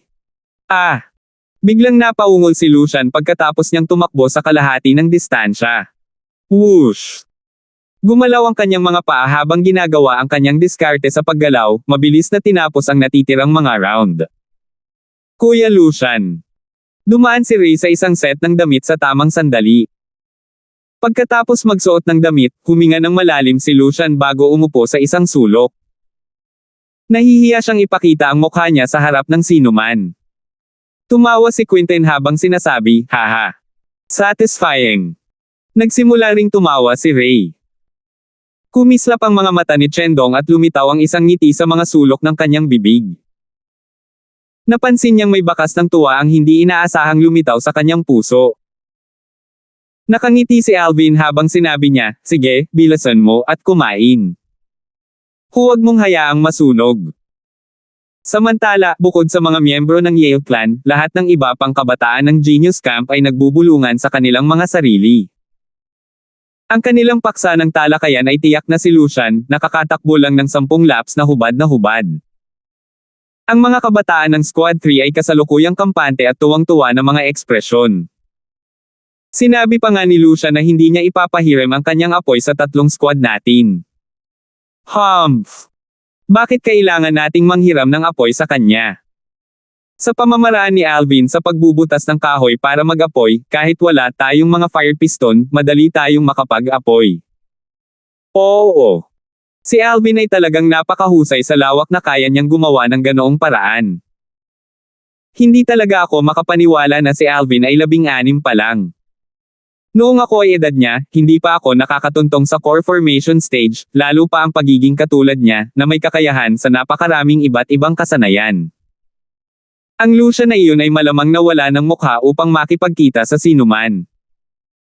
Talking about that, mukhang maliit talaga yung bird niya. I wonder if it can even use. Magsalita ng mahina, siya ay isang miyembro ng Yale Clan ng lungsod ng county kung tutuusin. Mag-ingat ka dahil kapag pinupuntirya ka niya, mahihirapan ka talaga. Yeah, let's talk softly. Actually I think maliit din talaga yung bird niya, parang toothpick. Sa sandaling ito, walang humpay na pinuri ng mga kabataan ng Squad 3 si Alvin at walang awa na tinapakan si Lucian sa parehong oras. Parang nakalimutan na nila na kani-kanina lang, labis silang hindi nasisiyahan kay Alvin at naisipan pa nilang ibaba ang kanilang pride para manghiram ng fire piston kay Lucian. Sa malayo, kinagat ni Kapitan Dave ang kanyang inihaw na karne, ngunit hindi umalis ang kanyang tingin kay Alvin. Sa ganang kanya, napakahimala ng kabataang ito. Siya ay ganap na isang henyo sa mga henyo. Nagawa pa niyang mag-isip ng paraan para makapag-apoy. Sa 5 Centurion, ang instructor ng Squad 3, si Jien, ay may nagulat na ekspresyon sa buong mukha niya na hindi pa rin kumukupas hanggang ngayon. Naintindihan na niya ngayon. Ito pala ang dahilan kung bakit nagtagal si Alvin sa paglalakad patungo sa Don Shroud Mountain Range kanina at hindi nakipaglaban para sa fire piston ay dahil handa na siya noon pa man. Talagang hindi niya kailangan ng fire piston para magsimula ng apoy. Labis niyang naramdaman kung gaano kaitikot ang kabataang ito. Sa natitirang 4 na Centurion, 2 sa kanila ang walang pakialam na mga ekspresyon na parabang ang mga bagay ngayon ay walang personal na interes sa kanila. Nagkatinginan ng huling 2 Centurion bago tumawa ng walang magawa. Pareho silang mabuting kaibigan ng nakatatandang kapatid ni Lucian, kaya medyo nakonsensya sila sa kanilang mga puso dahil hindi nila natulungan si Lucian. Ngunit hindi nagtagal, sumilay sa kanilang mga mata ang hangarin ng pagpatay. 107. Napakapuno. Si Alvin ay dumighay at pagkatapos ay hinayaan ang kanyang sarili na sundan ang puwersa ng grabidad at humiga na nakadapa bago ikres ang kanyang mga paa at tumangala sa kalangitan sa gabi. Isang hanay ng mga nakasisilaw at nagniningning na mga bituin ang lumutang sa kalangitan. Shendong, nakatapos na ako ng 3 piraso ng karne, ngunit hindi mo pa natatapos ang isa. Matuto ka sa akin. Ganito dapat ang isang lalaki. Ungol ni Quinten. Tumawa si Ray habang sinasabi, Quinten, ang ginagawa mo ay lumulunok ng hindi nag-e-enjoy. Scram! Hindi mo ba nakitang mas mabilis kumain si Alvin kaysa sa akin? Sabi ni Quinten.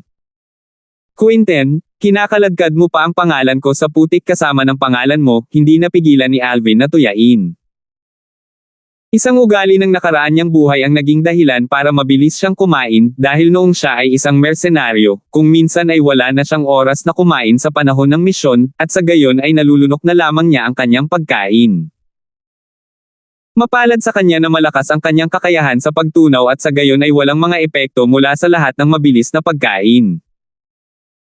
Sa kanyang nakaraang buhay, nilinang niya ang form at will boxing at nilinang ang kanyang panloob na enerhiya, kaya ang kanyang mga panloob na organo ay nabago sa isang napakatibay na estado na malayo sa anumang bagay na maihahambing ng isang ordinaryong tao. Sa buhay na ito, ang kanyang katawang laman at mga laman loob ay mas malakas pa. Sa kasalukuyan, hindi binabanggit ang origin energy, ang lakas lamang ng kanyang laman na katawan ay maihahambing sa lakas ng 5 sinaunang mammoth. Sino pa ang posibleng makamit ang gayong tagumpay? Hindi naman tayo dito matutulog ngayong gabi, di ba? Bahagyang nag-alala si Chendong. Kung dito tayo matutulog, it would be good enough. Ang kinakatakutan ko lang ay baka kailangan nating matulog sa loob ng Don Shroud Mountain Range. Sabi ni Quinten. FK. Quinten, sana hindi ka tama. Kakaupo lang ni Alvin nang mapansin niya si Kapitan Dave at ang iba pang 5 Centurion na naglalakad mula sa malayo. Nilaibot ng tingin ni Dave ang lahat ng naruroon na kabataan ng Genius Camp bago nagutos, tumayo, magulat para sa tungkulin. Agad na hinati ng mga kabataan sa 5 pangkat at nagsimulang pumila. Biglang napakunot ang noo ni Dave habang nakatingin sa malayong lugar at sumigaw, Lucian, ano pa ang ginagawa mo dyan? Magsumbong para sa tungkulin. Bagay talaga ang mga taong may birthmark sa puwitan, kahit na nangangahas na huwag makinig sa kapitan. Ngumisi si Quinten. Kaagad, bukod sa mga miyembro ng Yale Clan, lahat ng mga kabataang naruroon ay humagalpak sa tawa. Kung mayroon ka ng mga bola, sabihin mo iyan ng isang beses pa. Samantala, nagtagal si Lucian at naglakad. Saktong dumating siya para marinig ang sinabi ni Quinten. Naging malamig ang kanyang tingin habang nakatingin kay Quinten na may mukha na puno ng layuning pumatay. Ngumuso si Quinten at hindi pinansin si Lucian. Hindi siya nang ahas na lumayo nang akitin niya si Lucian. Hey! Sa panahon ngayon bawal na magsabi ng totoo ang mga tao. Hindi lihim na may birthmark ka sa puwitan. Napabuntong hininga si Alvin habang nagsasalita. Ha. Agad namang nagtawanan ang lahat ng naruroon. Hindi napigilan ng mga kabataang naruroon ang kanilang sarili na alalahanin ang eksena ni Lucian na hubot-hubad na tumatakbo sa paligid ng pasukan ng bulubundukin. Alvin. Habang galit na galit niyang sinasabi ang pangalan ni Alvin, ang mga mata ni Lucian ay naglabas ng layuning pumatay na tila kaya nitong lumunin ang mga tao. Tama na. Sumubsob ang mukha ni Dave habang sinasaway sila. Kung gusto niyong dalawa na magtalo, magkakaroon kayo ng maraming pagkakataon mamaya. Ngayon, 5 squad ng mga miyembro ng Genius Camp, sundin ang inyong mga instructor at pumasok ng malalim sa Dawnshroud Mountain Range. Huwag sisihin ng iba kung hindi mo maabutin at mapunit sa mga mabangis na hayop sa daan. Gumalaw ang 5 centurion nang matapos magsalita si Dave, na naging 5 bugzo ng hangin na umihip sa Dawnshroud Mountain Range. Ang 5 pangkat ng mga kabataan ay nagmamadaling hinabol ang kanilang mga instructor, at dahil ang 5 instructor ay sadyang nagpapababa ng kanilang bilis, ang mga kabataan ay nakahabol. Kung hindi, kakaunti lamang sa mga kabataang ito ang may kakayahang sumunod sa kanilang bilis. Hindi nagtagal, narating ng grupo ang pangalawang sanggang bahagi ng kalsada. Sa oras na ito, lahat ng 5 pangkat ay hiwalay na. Nanguna sina Alvin, Ray, Quinten, at Chendong at sumunod sa likuran mismo ng kanilang instructor na si Gian. Quinten, jinx ka. Hindi napigilan ni Alvin ang sarili na titigan si Quinten. Naaalala pa niya ang sinabi ni Quinten kanina, at talagang nataman ito ni Quinten. Ang mabubuting bagay ay hindi nangyayari, ngunit ang masama ay nangyayari, sabi ni Quinten, na may mapait na ngiti. Bahagyang namutla ang mukha ni Chendong habang sinasabi niya, sa nanginginig na boses, walang mabangis na hayop ang sususot sa atin habang natutulog tayo, tama ba?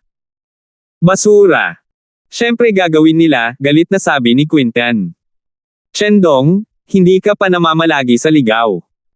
Tanong ni Alvin habang humaharurot na parang hangin, ang kanyang paghinga at ekspresyon ay kalmado na parang wala lang. Hindi kailanman. Umiling si Chendong. Hindi ko talaga maintindihan kung bakit ang isang magandang batang tulad mo, na namumuhay ng komportable, ay pupunta sa Genius Camp. Bahagyang natarante si Quinten. Nang marinig ang sinabi ni Quinten ay nanginig ang katawan ni Chendong. Kinuyam niya ang kanyang kamao at sinabi, habang nakatitig kay Quinten, I'm not a pretty boy. Hey! Kahit nagtatampo. Wanna fight with me? Ngumisi si Quinten at ang kanyang mga mata ay naglabas ng layunin na makipaglaban. Enough! Quinten, bakit hindi mo isave ang iyong lakas para harapin ang mga mabangis na hayop? Umiling si Ray. Binigyan ni Alvin si Chendong ng malalim na sulyap. Napansin niya iyon kanina nang sabihin ni Quinten na si Chendong ay isang magandang batang lalaki. Si Chendong, na karaniwang maamo, ay talagang naglabas ng bakas ng pagpatay sa kanyang mga mata. Maaari niyang hulaan na itong si Chendong ay isang taong may kwento. Hindi nagtagal, ang Squad 3 ay tuluyang nakapasok sa panloob na bahagi ng Dawnshroud Mountain Range pagkatapos ng hindi mabilang na pakikipaglaban sa ilang mahihinang mabangis na hayop sa daan. Ang mga mabangis na hayop na lumitaw sa kanilang kasalukuyang kapaligiran ay hindi bababa sa maihahambing sa ikalawang antas ng core formation martial artists. Sa nakapalibot na mga palumpong, ang mga pares ng mga mata na kumikislap na may berdeng kinang ay hindi malinaw na napapansin. Halatang may mga lobo na nakatago sa loob. Ang mga lobong ito ay hindi regular na ligaw na lobo, dahil ang bawat isa sa kanila ay matitinding mabangis na hayop. Ngayong gabi, dito tayo matutulog. Nilaibot ng tingin ni OK ang lahat ng kabataan sa Squad 3 habang nagsasalita siya ng walang pakialam. Ano? Dito ka matulog? Nagbibiro ka ba? Kaagad, bahagyang namutla ang ekspresyon ng ilan sa mga kabataan. Si Chendong ay isa sa kanila. Napalunok ng laway ang isa sa mga kabataan bago nagtanong, "Instructor, paprotektahan mo kami di ba?"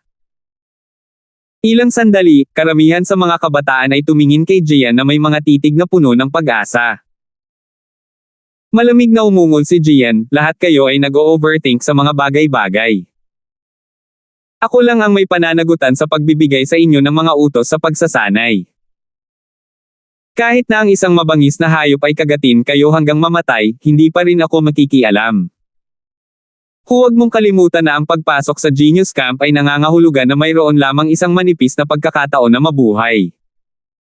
At ito lamang ang una at pinakamadaling round ng training camp." Ang pagkarinig sa sinabi ni Jian ay naging sanhi ng ilan sa mga kabataan na hindi napigilan ang kanilang mga ekspresyon na maging mapatla. Mayroon ding ilang mga kabataan na hindi nababagabag dahil halatang nakaranas sila ng mga katulad na pangyayari. Katulad ni na Alvin, Ray, at Quinton. "Matulog ka na." Inilibot ni Jian ang kanyang tingin sa mga kabataan bago humiga sa sahig. Mahimbing ang tulog niya nang wala sa oras. Naiwan lamang ang grupo ng mga kabataan na nagkatinginan. Si Alvin ang unang nahiga sa lugar. "Alvin, tayo. Dito talaga tayo matutulog." Nanginginig pa rin ang mga binti ni Chendong. "Chendong, huwag kang puki at matulog ka na."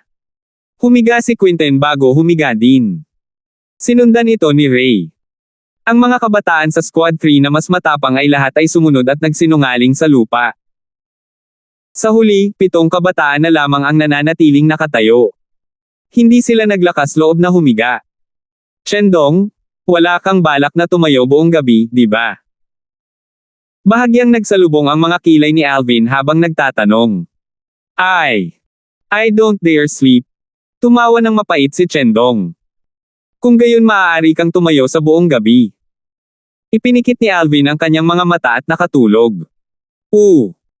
Sa kalaliman ng gabi, ang liwanag ng buwan ay sumisikat sa lupa habang ang isang grupo ng mabangis na lobo ay sumusugod patungo sa grupo ng mga kabataan sa Squad 3 mula sa loob ng mga palumpong. Kaagad, ang 7 kabataang hindi pa natutulog ay parang kaharap ang isang mabigat na kalaban. Ang ilan sa mga kabataang hindi pa tuluyang nakatulog ay mabilis na tumalon bago pumasok sa labanan kasama ang grupo ng mabangis na lobo. Lalong lumakas ang kaguluhan. Maging sina Ray at Quinton ay nagising para harapin ang mabangis na mga lobo.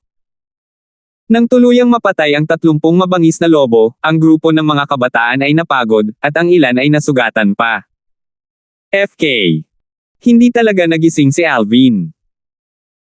Hindi napigilan ni Quinton ang sarili na magmura nang mapansin niyang nakahiga pa rin doon si Alvin at hindi pa gumagalaw kahit 1 pulgada. Hindi rin nagising ang instructor. Marami sa mga kabataan ang hindi makapagsalita. Hindi ba't ang 2 taong ito ay natatakot na makagat hanggang mamatay ng mabangis na lobo? Sa madaling araw kinabukasan, nang ang unang liwanag ng bukang liwayway ay bumalot sa lupain, si Alvin ay nagising na puno ng espiritu at sigla. Sa pagtingin sa 3 kabataang may madilim na bilog sa kanilang mga mata, bahagyang nagulat si Alvin. "Ray, Quinton. Si Chendong na may dark circles ay hindi kakaiba, pero kayong dalawa. Hindi ba kayo natulog kagabi?" "Alvin, kung hindi dahil kaming 3 ang tumulong sa iyo na harapin ang lahat ng mabangis na lobo na sumugod sa iyo, namatay ka na sana kagabi." Umirap si Quinton habang galit na sinabi, "Ngunit ikaw, gayunpaman, natutulog hanggang madaling araw." "Quinton, naniniwala ka ba talaga na mamamatay ako kung hindi mo ako tinulungang harapin ang mabangis na lobo?" Ngumisi si Alvin. Si Quinton ay natural na hindi naniniwala sa kanya. "Ikaw walang utang na loob bastard." Umiling si Alvin at ngumiti. Alam niya na kung hindi siya magsasabi ng isang bagay, iisipin talaga ni Quinton na kumikita siya sa kanilang gastos. "Quinton, kung hindi ako nagkakamali, may kabuoang 3 pack ng ligaw na lobo na umatake sa atin kagabi. Kabilang sa kanila, may kabuoang 9 na mabangis na lobo ang sumugod sa akin, at pinalayas mo ang 3 sa kanila, si Ray ang nag-iwas sa 5 sa kanila, at si Chendong ay nag-iwas lamang ng 1. Tama ba ako?" "Ikaw. Si Quentin ay lubos na natulala. Hindi ka ba natutulog? Paano mo nalaman? Kung hindi ako nagkakamali, si Alvin ay nasa isang estado sa pagitan ng pagtulog at paggising sa buong gabi. Ngunit, ayon sa aking kaalaman, bukod sa mga opisyal ng tropa na nakipaglaban sa digmaan sa loob ng maraming taon, at mga assassin na naninirahan sa gilid ng talam, tanging ang Origin Core martial artists at mas mataas ang makakamit ang gawaing ito. Matalim na sumulyap si Ray kay Alvin dahil pakiramdam niya ay lalong nagiging mahirap na makita si Alvin. Freak! Hindi napigilan ni Quentin ang sarili na mapasigaw. Ang titig na tiningnan ni Chendong kay Alvin ay kumislap na may bakas ng pagsamba. Instructor, mayroon ka bang grade 7 gold injury pills? Hindi na siya makakatagal.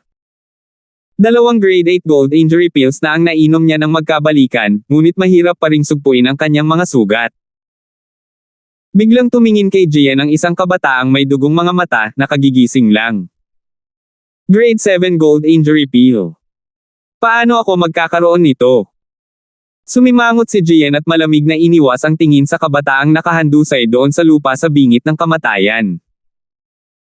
Ang tadhana ang magdedesisyon kung sino ang mabubuhay at mamamatay. Ang unang elimination round ng pagsasanay ay kasisimula pa lang. Hindi nagtagal, namatay ang kabataan. Saglit, napuno ng malungkot na kapaligiran ang eksena. Sa ikalawang araw ng 3 buwang pagsasanay, may namatay na.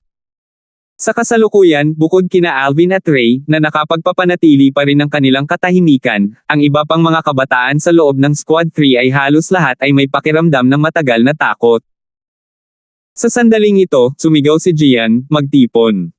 Sa mahinang boses. Matapos pumila ang mga miyembro ng Squad 3, si Jian ang nagutos para sa pagsasanay.